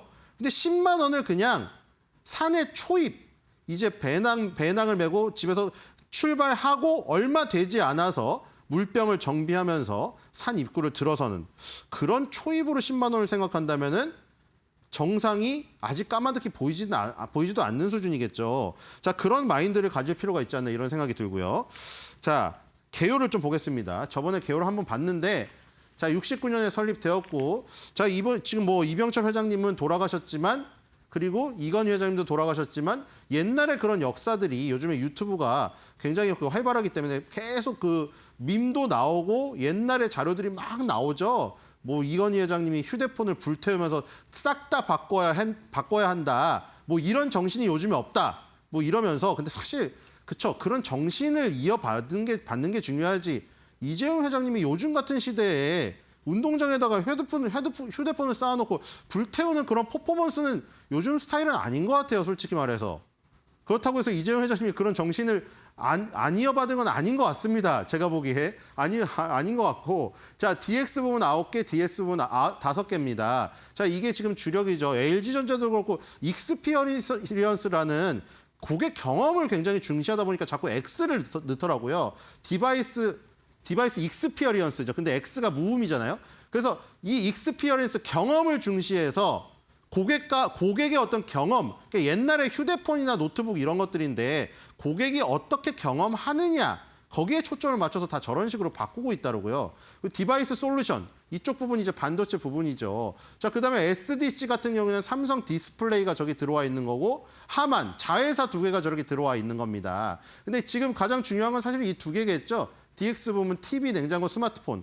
그러니까 이게 지금 사실은 이것도 디바이스인데 고객 경험 접점을 강조하다 보니 저 부분에는 익스피어리언스를 붙여놨습니다. 가전 부분이죠. 근데 DS 부분 디바이스 솔루션이라고 D램 낸드 플래시, 모바일 AP 여기가 이제 가장 지금의 핵심이죠. D램 낸드 플래시 이쪽에서 D램을 이제 수직으로 쌓은 것이 HBM이고 HBM이 엔비디아가 주도하는 인공지능신에서 굉장히 효자 아이템으로 떠오르면서 삼성전자도 지금 합세를 하고 있죠. 모바일 어플리케이션 프로세스 이것도 지금 사실 위탁 생산을 TSMC냐 아니면은 그 삼성전자냐 그렇죠? 요거를 맡고 있는 파운드리가 있는 데다가 삼성전자는 자체 모바일 AP도 키우고 있습니다. 여기에서 충돌 지점이 벌어지는 거 있는데 그렇죠? 그냥 좋게 생각하면은 TSMC보다 여러 가지 더 능력이 하나 더 있는 거죠. 물론 TSMC는 자체적으로 원래 제조만 하니까 여기는 안 만들죠. 삼성전자는 자체 브랜드가 있잖아요. 엑시노스라고.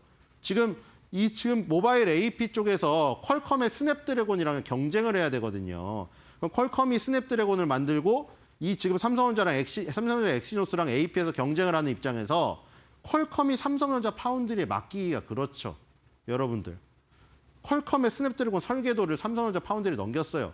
근데 삼성전자는 자체 엑시노스를 만들고 있잖아요. 그럼 삼성전자가 퀄컴의 스냅드래곤 설계도를 베껴가지고 삼성 엑시노스에다가 응용하면 어떻게 합니까? 그게 바로 TSMC가 제조만 하고 고객과 경쟁하지 않는다.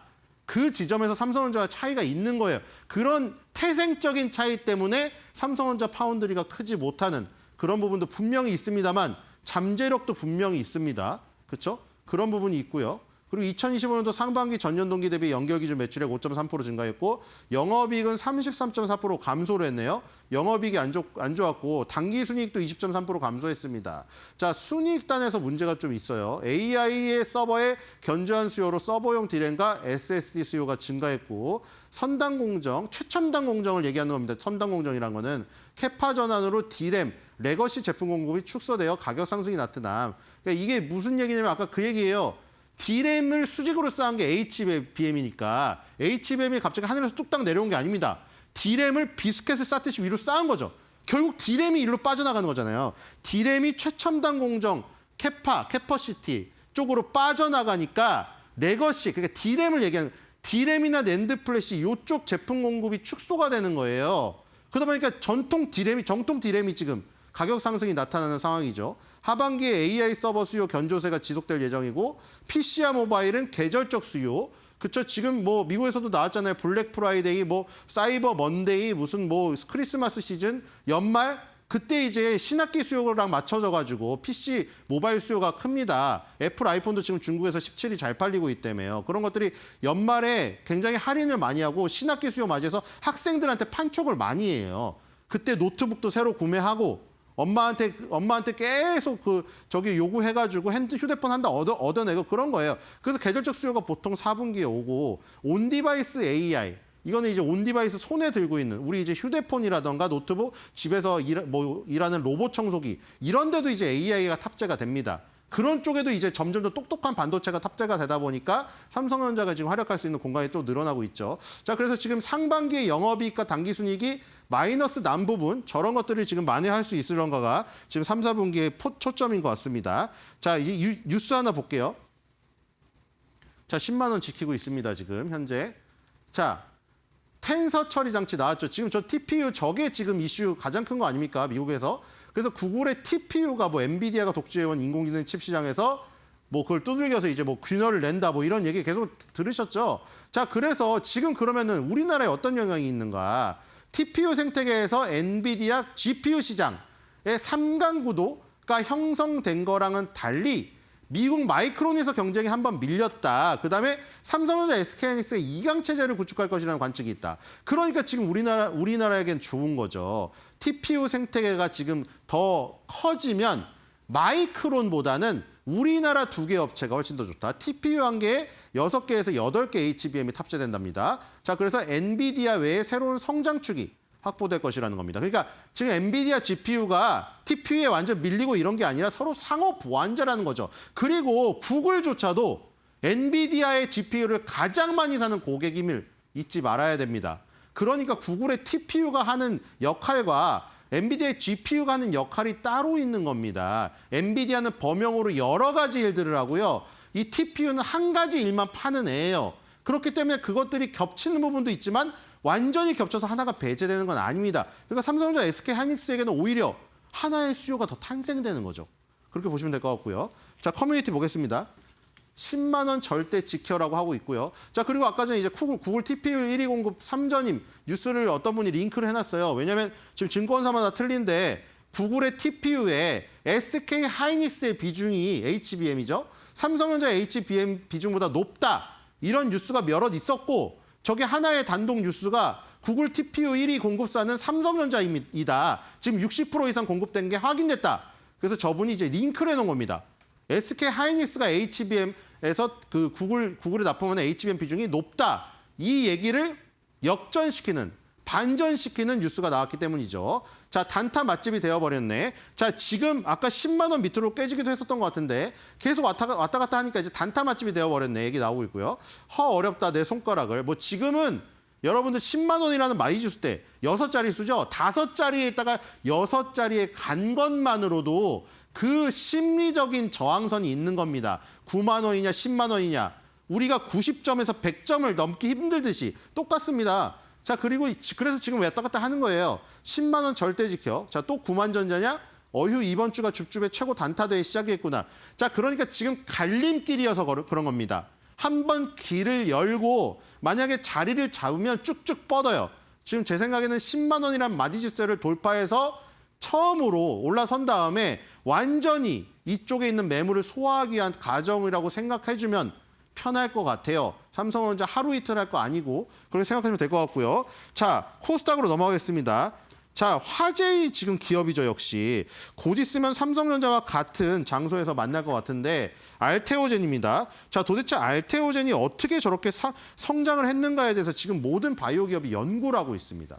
뭐 어떤 분석 결과는 뭐 이런 것도 있는데 알테오젠 대표님이 영어를 잘해서 그런 것이 이득을 아니 물론 그런 거 있죠. 옛날에 우리나라 K바이오, K제약 보시면 굉장히 사소한 실수라던가 아니면 지금 외국의 그 임상을 받아야 될 때 기초적인 영어 해석의 문제 때문에 그런 것 때문에 티끌이 걸린 경우도 많기 때문에 그런 거 있어요. 근데 영어만 잘한다고 됩니까? 그럼 이보영 강사님이 데려다가 대표시키죠?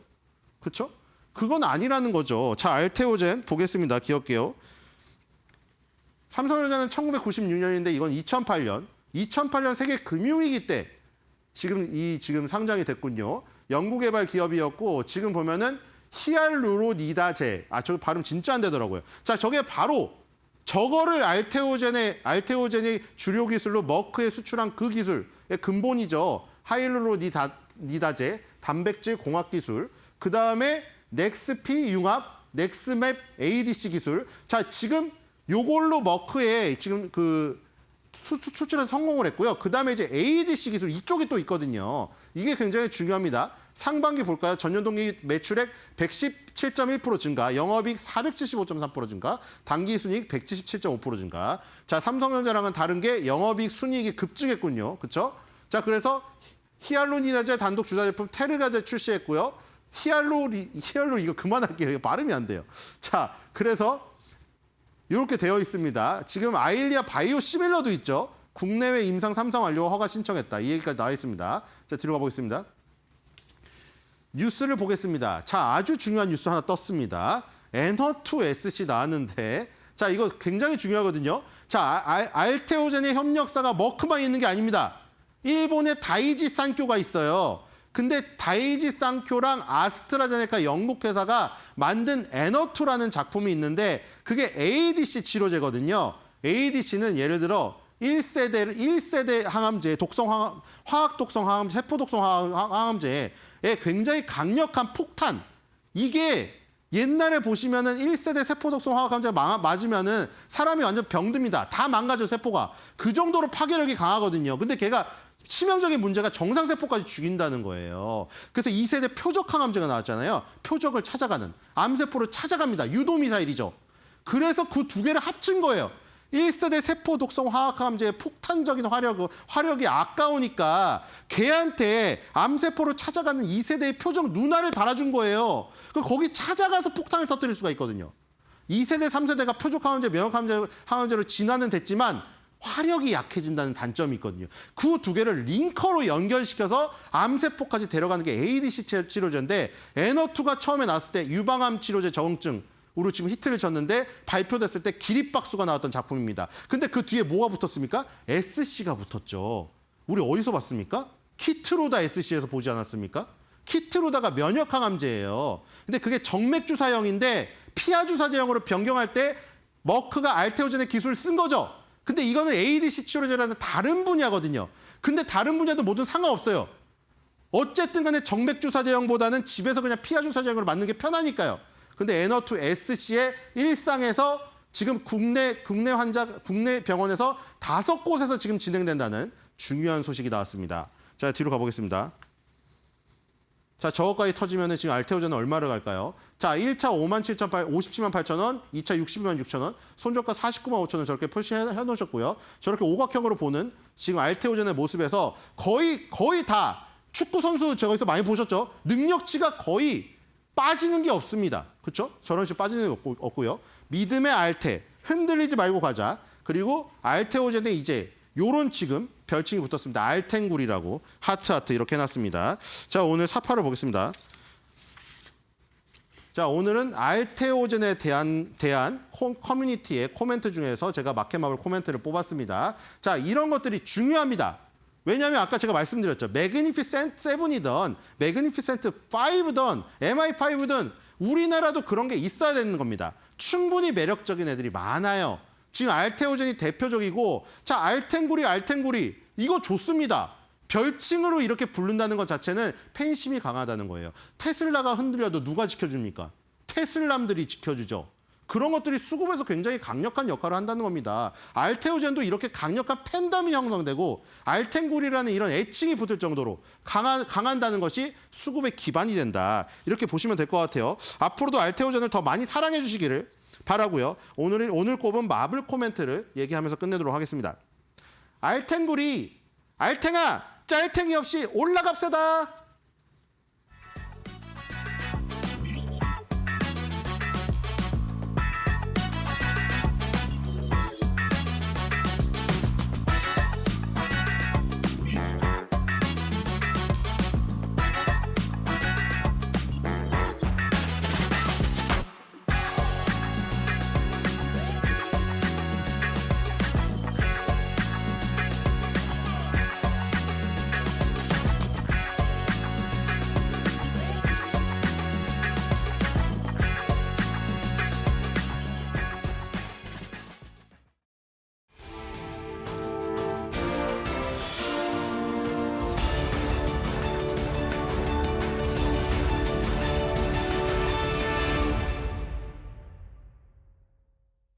미국 시장에서 5거래일 연속 상승세를 이어가고 있는 뉴욕 시장의 훈풍을 오늘 국내 증시가 받고 있습니다. 지금 QT 종료 12월 1일부로 진행되게 되고요. 유동성 확대 기대감이 시장에 불고 있는 상황입니다. 다만 오늘도 여전히 코스피보다는 코스닥 쪽의 상승 탄력이 더욱더 강한 장세가 연출되고 있습니다. 현재 양 지수 상황 바로 열어보시죠.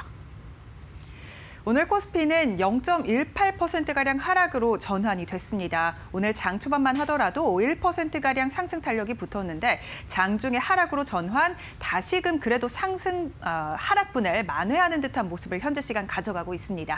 0.1%가량 하락, 3,922포인트 지나가고 있고요. 오늘 장중에 3,900선도 내려놓기도 했는데 현재 시간 기준으로 그래도 외국인과 기관의 순매수가 조금씩 들어오면서 지수를 올리고 있는 상황입니다.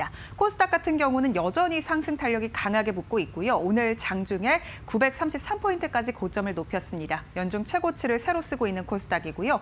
1.68%가량 오르면서 928포인트 지나갑니다. 일단 수급 상황 보시면요. 코스피 시장부터 확인해 보겠습니다. 외국인과 기관의 수급이 그래도 장 초반 대비해서 이 매도폭이 축소되고 있습니다. 외국인이 46억가량 팔고 있는 상황인데 오늘 장 초반만 하더라도 외국인이 순매수 기조를 가져갔습니다. 여기서 순매도로 전환이 된 후에 지금 그래도 매도폭을 축소하고 있는 외국인이고요. 기관도 마찬가지로 매도폭을 줄이면서 현재 시간 800억가량 팔고 있습니다. 개인의 매수폭은 1,000억 원가량 넘게 들어오고 있는 상황이고요. 코스닥 매매 동향도 함께 열어보겠습니다. 오늘 코스닥에는 기관의 순매수가 강하게 들어오고 있습니다. 2,000억가량 사들이고 있는 기관의 매수세 지금 포착되고 있고 개인과 외국인은 순매도 중인데 외국인의 매도폭이 점차 커지고 있습니다. 1,400억가량 순매도 중인 외국인입니다. 오늘 원달러 환율도 함께 열어보시죠. 오늘 원달러 환율이 전장 대비해서 1원가량 올랐습니다. 현재 시간 기준으로 1,468원 선 지나가고 있는 환율입니다. 네, 이렇게 오늘 시장 상황 살펴봤는데요. 오늘도 여전히 코스피보다는 코스닥 시장의 상승세가 더 가파른 모습 보여주고 있습니다. 정책에 대한 기대감이 코스닥 시장을 밀어올리고 있는 상황인데 주요한 투자 뉴스는 어떤 게 있을지 바로 이어서 알아보시죠. 에코프로가 국내 2차 전지 소재 기업 중 처음으로 유럽의 생산 거점을 확보했습니다. K-배터리 밸류체인을 유럽에서도 구축할 수 있을지 기대감이 모이는 가운데 에코프로 그룹주 주가가 일제히 오르고 있습니다. 에코프로는 현지 시간 28일 헝가리 데브레첸에서 공장 준공식을 개최했습니다.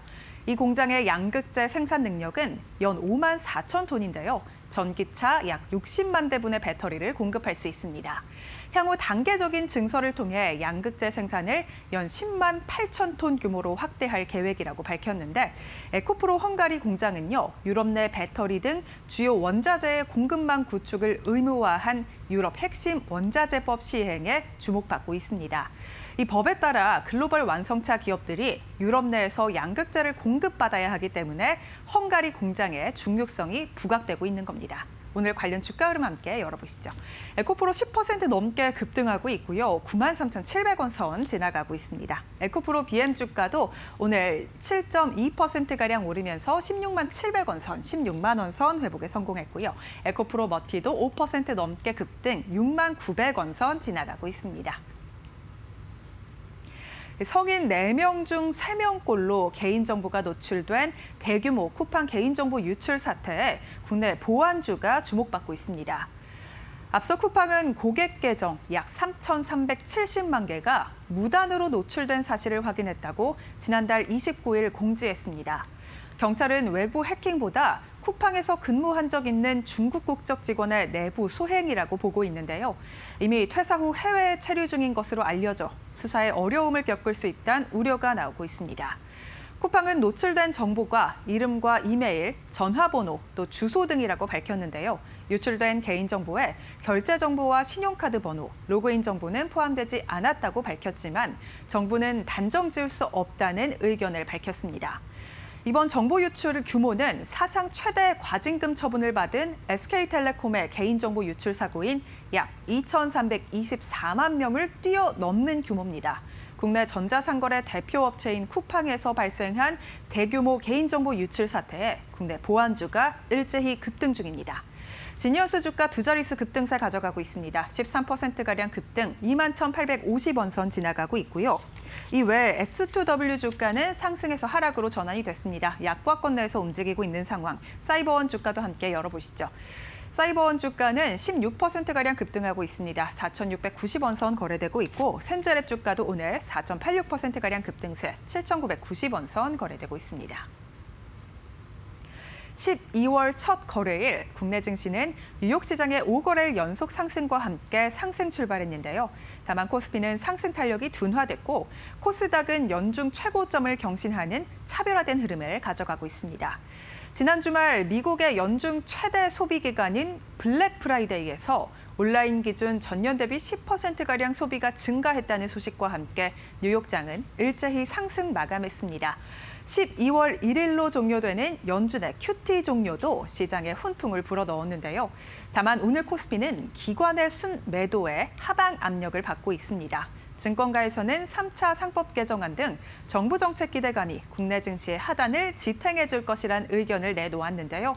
오늘도 코스피보다 코스닥의 상승세가 가파릅니다. 제약 바이오 업종 종목들 오늘도 상승 탄력이 큰데 주가 함께 열어보시죠. 알테오젠 같은 경우에는 내주 8일 임시 주주총회를 열고 코스피 이전 상장 계획을 발표합니다. 오늘 2.81%가량 오르고 있고요. 54만 8천 원 선 지나갑니다. HLB 주가도 4%대 급등 중입니다. 48,875원 선 거래되고 있고 삼천당제약 주가도 3.7%가량 강세 22만 4,500원 선 지나가고 있습니다. 정부 정책 기대감에 오늘도 코스피보다 코스닥 쪽의 상승 탄력이 강합니다. NH투자증권에서는 1,100까지 내년 코스닥이 갈 수 있을 것이라고 긍정적인 전망을 내놨는데요. 2차 전지, 바이오, 그리고 로봇주들이 코스닥의 상승을 이끌어줄 것이라고 봤습니다. 12월 증시 전망에 대해 저희와 함께 더욱더 자세한 전략 앞으로 세워보시죠. 12월 시장을 잘 판단해서 수익을 내보자라고 결심하게 되는 초입, 오늘 12월 1일입니다. 그리고 마켓나우 2부의 400회 특집 여러분께 보여드리고 있습니다. 자, 우리 12월 잘 봐줄 수 있으실 분 박시동 경제평론가님 모셨습니다. 어서 오세요. 네, 안녕하세요. 네, 이렇게 400회 특집에 와주셔서 감사합니다. 아닙니다. 네, 축하드리고요. 일단 지금 산타 랠리를 좀 잘 즐겼으면 좋겠습니다. 네. 그런데 환율도 문제고 외국인도 팔고 있고 이런 예. 부분이 약간 거슬리는 서학개미 때문이다라는 분석도 있어서 막 부글부글 하시고요. 뭐 국민연금이 더 사지 않았냐, 갑론을박이 진행 중인데 환율 좀 안정될 수 있나요? 어떻게 보세요? 네, 예. 뭐 환율이 지금 아무튼 현재 우리 경제의 가장 큰 뭐랄까요 화두이면서 뭐 고민거리죠. 네. 다른 부분에서 예를 들어서 뭐 충분히 반등할 요소들이 여러 가지가 있고 네. 뭐 한쪽이 안 좋으면 또 다른 명의 효과를 통해서 이렇게 상쇄하기도 할 수 있는데 환율만큼은 현실적인 위협이기도 하고 예. 전방위적으로 현재 먹구름 들이고 있는 요소라서 관심이 많은데 일단은 뭐 여러 환율 인상에 관해서 여러 이제 분석이 있습니다. 뭐 멀리 가자면 뭐 한미 금리 차, 뭐 M2 통화량 증가 뭐 이런 얘기도 하고 서학개미의 뭐 투자 뭐 이런 거 등등등 많은 분석이 있겠습니다만은 어쨌거나 이제 그런 분석보다는 과연 그러면 지금 환율이 이제 어느 정도 안정세 또는 이제 약간의 이제 인하 가능할 것인가라는 게 일단은 중요한데요. 일단은 제 의견이긴 합니다만 결론적으로 쉽지는 않지만 가능은 하다 이렇게 좀 보고 싶습니다. 물론 이제 여러 가지 이유로 지금 복합적인 원인들이 작용을 해서 현재 상황에 도달했습니다만 아까도 말씀드린 것처럼 뭐 서학개미의 대외 투자가 늘어서냐 그거보다 몇 배 많은 국민연금의 대외 투자가 늘어서냐 등등등 복잡합니다만은 어찌 보면 그런 것도 사실은 다 국내적 요인이다 이렇게 볼 수가 있는데요.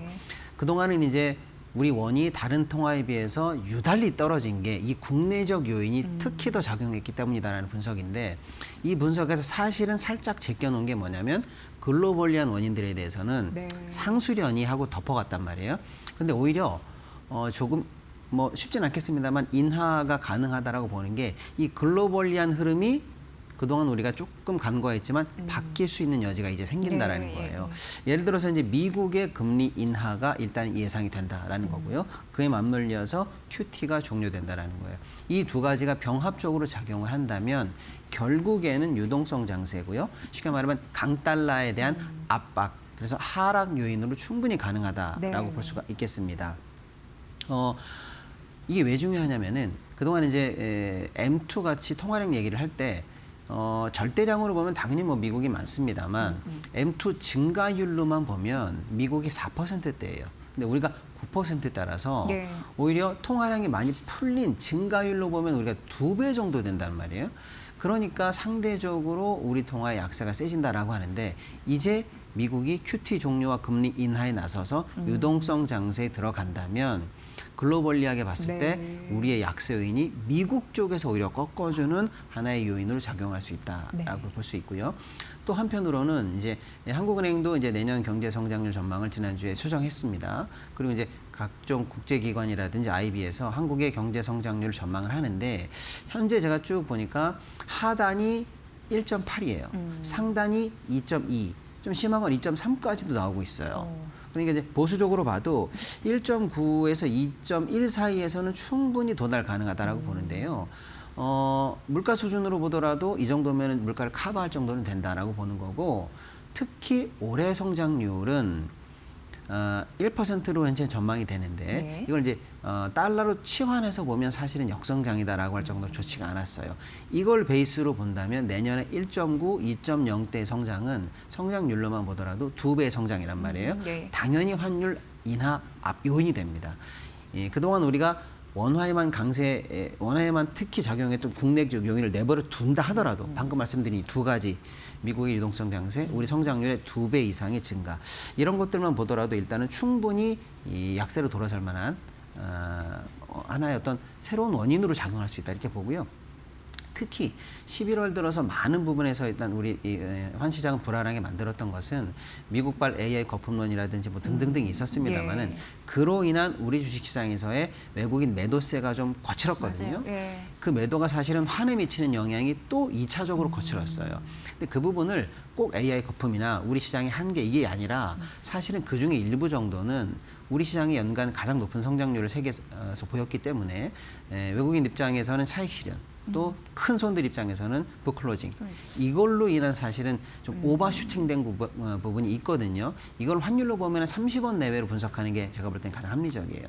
그런 측면을 봐서 지금 당국이 1480선으로 방어선을 설정했다라고 일단 시장이 다 파악하고 있는데 이게 밑으로 내려갈 수 있을 것이냐라고 할 때 방금 말씀드린 글로벌리한 원인들 내년에 성장률이 작용하고 특히 한 30원 정도의 최근에 오버슈팅 됐던 부분이 이제 연말로 가면 이건 이슈가 소멸된 거거든요. 그리고 이제 새롭게 새해가 되면 새 자금이 집행된다라는 요인들을 이제 믹스해서 본다면 제가 볼 때는 뭐 쉽다 이렇게 말씀드릴 수는 없습니다만 충분히 1480선 정도를 디펜스 라인으로 보고 쭉 물려 내려가는 정도의 방어는 가능해 보인다라는 좀 전망을 드리고 싶네요. 그러니까 쉽진 않지만 그리고 가능한 요소는 있네요. 그리고 이제 S&P 500에 대한 기대를 좀 하시는 것 같습니다. 그 월가 주요 IB들이 내년 8천까지 갈 수 있다라는 얘기. 우리가 지금 뭐 코스피 4천, 5천 얘기하고 있고 코스닥도 활성화시키려고 네. 하는 그런 와중에 또 이런 얘기가 나왔습니다. 이게 가능하다고 보세요? 근거 어떻게 보세요? 네. 뭐 가능하냐 안 가능하냐는 겪어봐야 되는 거죠. 네, 그런데 맞아요. 네. 전망들의 이제 쭉 흐름을 보니 실제로 앵커님 말씀하신 것처럼 상당 부분 긍정적인 전망들이 오히려 그러니까요. 많더라고요. 네. 그 말씀은 어쩌면 두 가지로 해석할 수 있죠. 하나는 시장을 진짜로 그렇게 본다라는 긍정적인 뷰가 많다라는 것. 또 하나는 그렇게 돼야 한다라는 의지의 표명일 수도 있습니다. 네, 믿고 싶은 거예요. 그렇습니다. 예. 왜냐면 어차피 연초를 기대해야 되니까요. 예. 근데 이제 문제는 그런 흐름 속에 남아 있는 근거들이 타당하다면 우리가 그야말로 그렇죠. 이제 예. 신뢰를 더 할 수 있는 거죠. 일단 JP 모건이 좀 세게 질렀습니다. S&P가 8천까지 간다라는 전망을 냈는데요. 이거는 일단은 최상의 시나리오. 케이스를 했을 불장일 때, 때. 예, 그때 8,000 봤는데 문제는 뭐냐면 기본 베이스를 7,500으로 봤어요. 그러니까 제가 볼 때는 JP 모건이 기본 베이스라든지 저 불장 시나리오가 높아요. 예.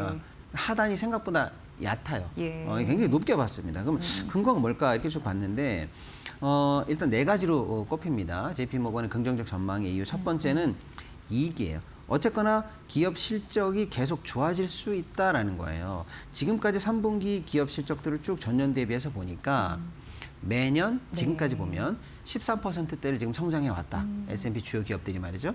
근데 이 추세를 꺾을 이유가 없다라는 거예요. 그래서 2026년에 이 주요 기업들의 성장률을 지금까지 평균 성장률보다 더 높게 잡았습니다. 예. 방금 말씀드린 것처럼 제가 13%의 평균 증가율이 있다라고 했는데 JP 모건 분석에 따르면 15에서 17까지도 가능하다라는 거니까 연평균 성장률은 유지한 상황에서 2에서 4%의 추가 성장까지도 전망 가능하니까 불장 시나리오 문제 없다 이렇게 지금 보고 있는 것 같고요. 예. 가장 문제가 이제 AI 관련한 부분인데 JP 모건은 이제 새롭게 해석합니다. AI 관련해서 우리가 지금 캐펙스 자본 지출이 30% 넘게 앞으로도 계속된다라고 보는 거예요. 근데 시장이 10월, 11월 이렇게 불안할 때는 그걸 우려했단 말이에요. 과한 지출 아니냐 이라고 생각했는데 이제 오히려 이게 과하지 않다라고 보고요.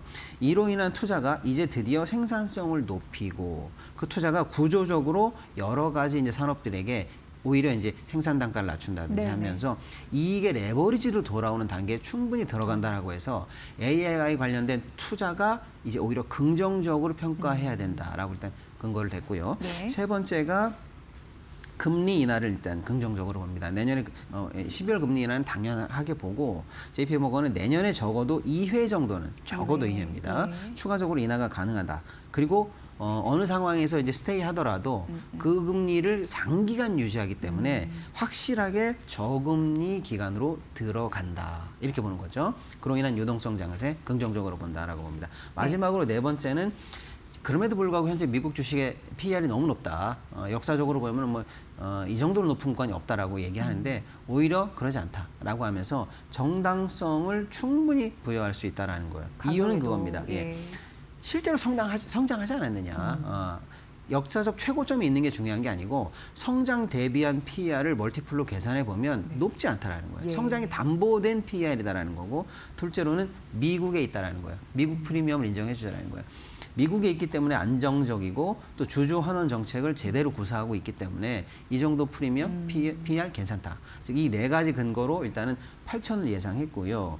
도이치방크도 8천 전망을 내놨습니다. 그다음에 HSBC도 8천까지는 아니지만 7,500 전망을 내놔서 긍정적으로 갔어요. 반면에 이제 뭐 너무 긍정적인 전망만 좀 드리면 그렇긴 한데 조금 보수적인 전망도 나오긴 합니다만은 예를 들어서 이제 BOA, 뱅크 오브 아메리카 같은 경우에는 7,100. 그래서 예. 한 뭐 JP 모건에 비해서는 한 뭐 거의 한 900 정도 낮은 전망을 냈어요. 그리고 이제 JP 모건과 다른 게 하단에 워스트 시나리오를 굉장히 낮게 봐요. 워스트 네. 시나리오에 걸리면 5,500까지 20% 정도의 하락도 시나리오상 침체 시나리오가 벌어지면 가능하다라는 네네네. 전망도 있기는 있습니다. 상당히 차이가 많이 나죠. 근데 어쨌거나 제가 두루두루 보니까 전반적으로는 올해 상승률 정도는 유지하는 선에서의 뭐 S&P의 긍정적인 뷰가 많은 것 같다라고 하니까 일단은 미국 장세에 긍정적인 뷰가 있어야 세계적으로도 또 훈풍이 불 수 있기 때문에 네. 좋게 우리도 좀 볼 수 있는 여지가 있다 이렇게 좀 봐야 될 것 같습니다. 네. 여러 가지 영향력이 있을 것 같은데 잠시 앞에서 언급해 주신 이제 긴축 완화, 양적 긴축 완화, QT 종료 이제 12월 네, 1일이잖아요. 오늘부터죠. 예, 이제 시작이 되고 또 기준금리 인하 이런 부분에 대한 유동성 이런 부분도 이제 기대가 있는 것 같은데 뭐 좀 설명 좀 부탁드릴게요. 아주 중요합니다. 예. 사실은 뭐 AI 거품이다, 뭐 과도한 투자다, 많은 분들이 이제 걱정들하는 그런 화두가 있는데 아무리 걱정해도 유동성이 공급되면 거품은 터지지 않습니다. 예, 해결되는 거. 해결되는 거죠. 만사오케이. 예, 만사오케입니다. 그럼 결정적으로 거품의 네. 공개라든지 네. 큰 기업들의 뭐 도산이라든지 이런 어떤 우리가 예상 못한 시장의 샥은 결국에는 어느 한 곳에서 돈이 마를 때 터지거든요. 네. 근데 유동성 관련한 걱정이 없다라는 것은 지금 국면에서는 매우 중요하다 이렇게 볼 수가 있죠. 예. 뭐 우리가 그런 경험이 있지 않습니까? 수영장에 물이 빠져봐야 누가 수영복을 입었는지 안 입었는지 알 수 있다라고 하는 것처럼 지금 그런 걱정을 해야 되느냐 말아야 되느냐 수영장에 네. 물이에요. 그렇군요. 물만 가득하다면 큰 걱정 안 해도 된다는 뜻이거든요. 그런 측면에서 유동성이 가장 중요한데 현재 유동성 관련해서는 두 가지 지표가 일단 우리를 기다리고 있죠. 하나는 오늘부터 이제 시작되는 QT 종료고 하나는 이제 조만간에 있을 미국의 금리 결정인데 일단 현재 시장에서는 금리 인하를 약 80% 일단 보고 있습니다. 뭐 그렇다고 치고요. 일단 QT 문제인데 오늘부터 시작되는 QT인데 쉽게 말하면 양적 긴축 이게 QT예요. 긴축이 종료되는 거예요. 그러면 뭐예요? 늘어나는 겁니다. 네, 예. 쪼였던 걸 푸니까. 그렇습니다. 근데 이제 정확한 비유로 말씀드리면 이런 거라고 볼 수 있죠. 지금 긴축이니까 추운 거잖아요. 에어컨을 켜고 있는 거예요. 그런데 이제 추워. 겨울이 올 것 같아. 따뜻하게 좀 해줘. 네. 이런 거거든요. 네. 그러면 에어컨 버튼을 꺼야 됩니다. 네. 일단 보일러를 켜기 전에 에어컨 버튼을 끄고 찬바람이 안 나오는 상태를 만들어야 돼요. 이게 QT 종료예요. 그게 종료. 종료입니다. 버튼을. 그러면 왜 에어컨 버튼을 껐냐? 조금 있다가 보일러를 켤 거기 때문입니다. 아, 그러니까 QT 종료는 어떻게 해석돼야 되냐면 곧 유동성 장세로 넘어가는 첫 발이다 이렇게 보시면 이게 정확한 거예요. 예. 그렇게 보실 수가 있는 거고 그로 인한 앞으로 유동성 공급 확대에 관한 시장의 기대는 당연히 합리적이고 그에 따라서 투자 심리가 개선되는 건 개선될 것 같은 여지는 당연히 우리가 기대할 수 있다 이렇게 볼 수가 있겠습니다.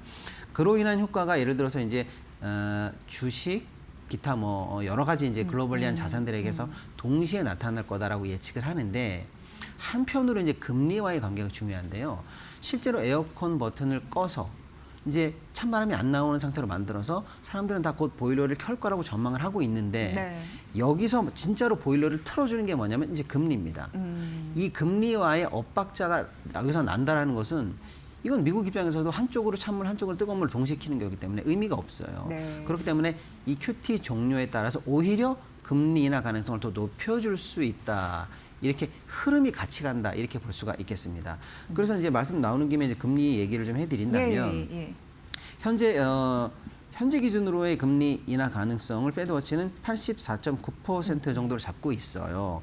19일에는 30%대까지 떨어진 적이 있거든요. 그러니까요. 예, 일주일 만에 54%가 늘었다라고 이례적으로. 하니까 시장에 이가 확실하게 이제 입장을 가지고 간다. 못을 박았다 이렇게 보고요. 뭐 다양한 기관에서 거의 확정적이다라는 얘기를 하면서 사실 연준을 압박하고 있는 모양새입니다. 시장이 이미 그렇게 믿었다라는 거죠. 그런 이유는 여러 가지가 있습니다만 최근에 발표된 미국의 여러 가지 고용 지표, 경기도나 흐름 등등등에 따라서 아무래도 이제 지금은 인하할 타이밍이다라는 게 이제 압박을 받고 있는 상황인데 최근에 이제 그런 인하 흐름에 대해서 이제 시장이 확신하는 이유는 주요 연준 위원들의 이제 발언인데요. 이제 지난주에 이제 가장 크게 화제가 됐었던 거는 뉴욕 연방은행 총재 윌리엄스 총재의 네. 발언이었는데 이분은 사실상은 이제 연준의 2인자로 평가받고요. 파월의 어떻게 보면 이제 파트너로서 짝이다 이렇게 지금 사람들은 예상을 하고 의견이 알고 비슷할 있는데 거라고 생각하는 맞습니다. 거죠? 그럼에도 불구하고 이분이 강하게 지금 인하할 때다라는 확실한 멘트를 했단 말이에요.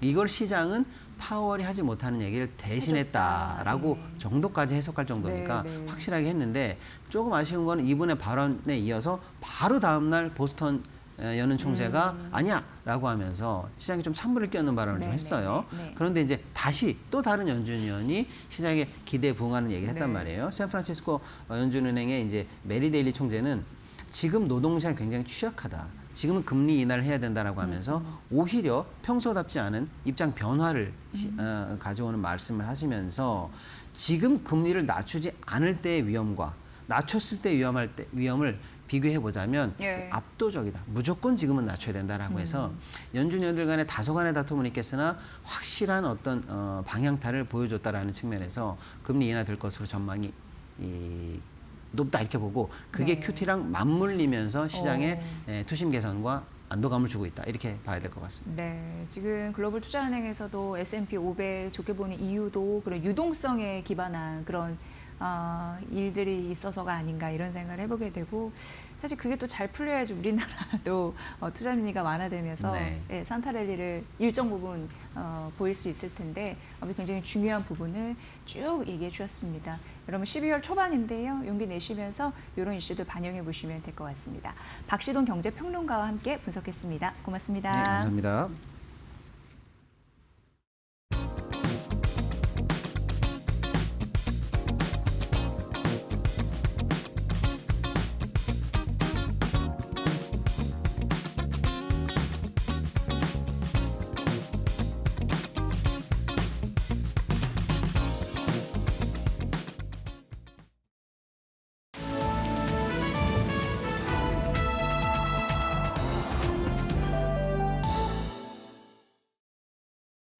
안녕하세요. 증시 날씨 전해드리는 마켓에더의 김수현입니다. 오늘 우리 증시 날씨는 지난 마지막 거래일에 이어서 코스닥이 강세장을 보이며 코스닥 맑음 보이고 있습니다. 오늘 키움증권에서는요. 내년도 한국 증시가 미국보다 많이 오를 것이라며 내년도 5,000피 돌파 가능성도 시사했는데요. 특히 주도주인 삼성전자와 SK하이닉스가 내년도 영업이익이 100조 원이 넘어설 것을 언급하며 여전히 저렴하다 이런 평가가 나왔습니다. 이러한 분위기 속에 오늘 시장은 어떨지 더 자세하게 짚어보겠습니다.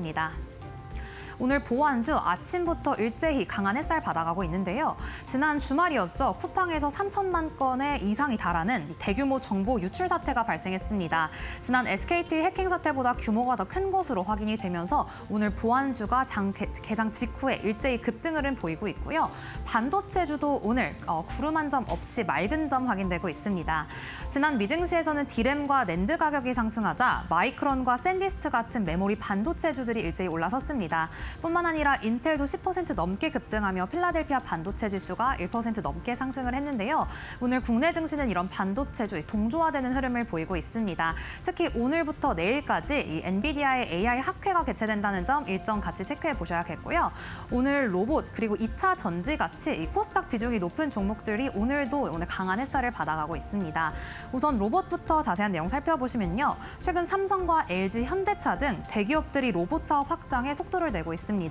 이 삼성그룹 같은 경우에는 계열사에 로봇과 휴머노이드 도입 확대를 추진하고 있고 현대차는 미국 공장에 이 보스턴 다이내믹스 휴머노이드 로봇을 투입한 것이 확인되며 오늘의 이 상승 모멘텀이 되어주는 모습입니다.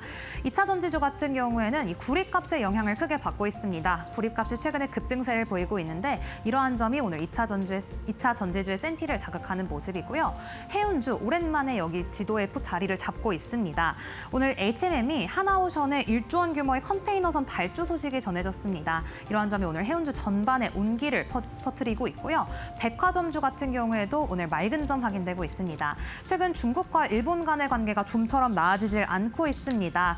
이러한 점이 오늘 반사수의 기대감으로 백화점주의 주가를 끌어올리고 있습니다. 그렇다면 계속해서 오늘 주목해봐야 할 증권사의 리포트들도 살펴보겠습니다. 오늘 SK하이닉스 주가도 맑음이고요. 오늘 현대차증권에서 목표가 74만 원으로 목표가 대폭 상향 조정했습니다. 최근 범용 메모리 가격이 상승하고 있는 가운데 HBM 가격 협상에서 더 유리해질 것이라는 게 그 판단이었고요. 한솔케미칼 역시나 오늘 52주 신고가를 기록을 했습니다. 삼성전자 P4 라인 전환에 최대 수혜를 볼 것이라는 게 증권가의 분석이었습니다. 계속 보시면 오늘 고영도 오늘 주가도 맑음이고 전망도 맑음입니다. 오늘 IM증권에서는 내년 미국 시장 판매 본격화로 밸류업을 할 것이라며 목표가 3만 원으로 상향 조정했습니다. 그럼 계속해서 오늘 특징적인 종목들 날씨도 함께 살펴보시죠. 오늘 펩트로는 주가에 비가 내리고 있습니다. 지난주에는 그 일라일릴리의 마운자로 생산 파트너사 후보로 언급이 되면서 급등을 보였는데요. 오늘은 이 기술 평가 연장 소식이 들려왔습니다. 이 지난달에 체결했던 일라일릴리와의 이 계약이었는데요. 이 14개월에서 더 연장된 점이 부각이 되면서 오늘 주가에는 비가 내리고 있고 이 반면 에코프로 그룹주에는 강한 햇살이 드는 점 확인되고 있습니다. 한국 제조업계 최초로 헝가리에서 양극재 공장을 준공했다는 소식이 오늘 호재로 작용하고 있습니다. 이어서 계속 보겠습니다. 오늘 YTN 주가도 햇살 받아가고 있는데요. 최대 주주 변경 승인, 취소 판결이 났습니다. 이러한 점이 경영권 불확실성을 해소한다는 이 시장의 평가가 나왔고요. 마지막으로 미래에셋 벤처투자 같은 경우에는 코스닥 활성화 정책 수혜를 볼 것이라는 점이 오늘 호재로 작용하고 있습니다. 이상 12월의 첫 거래일 증시 날씨 전해드렸습니다.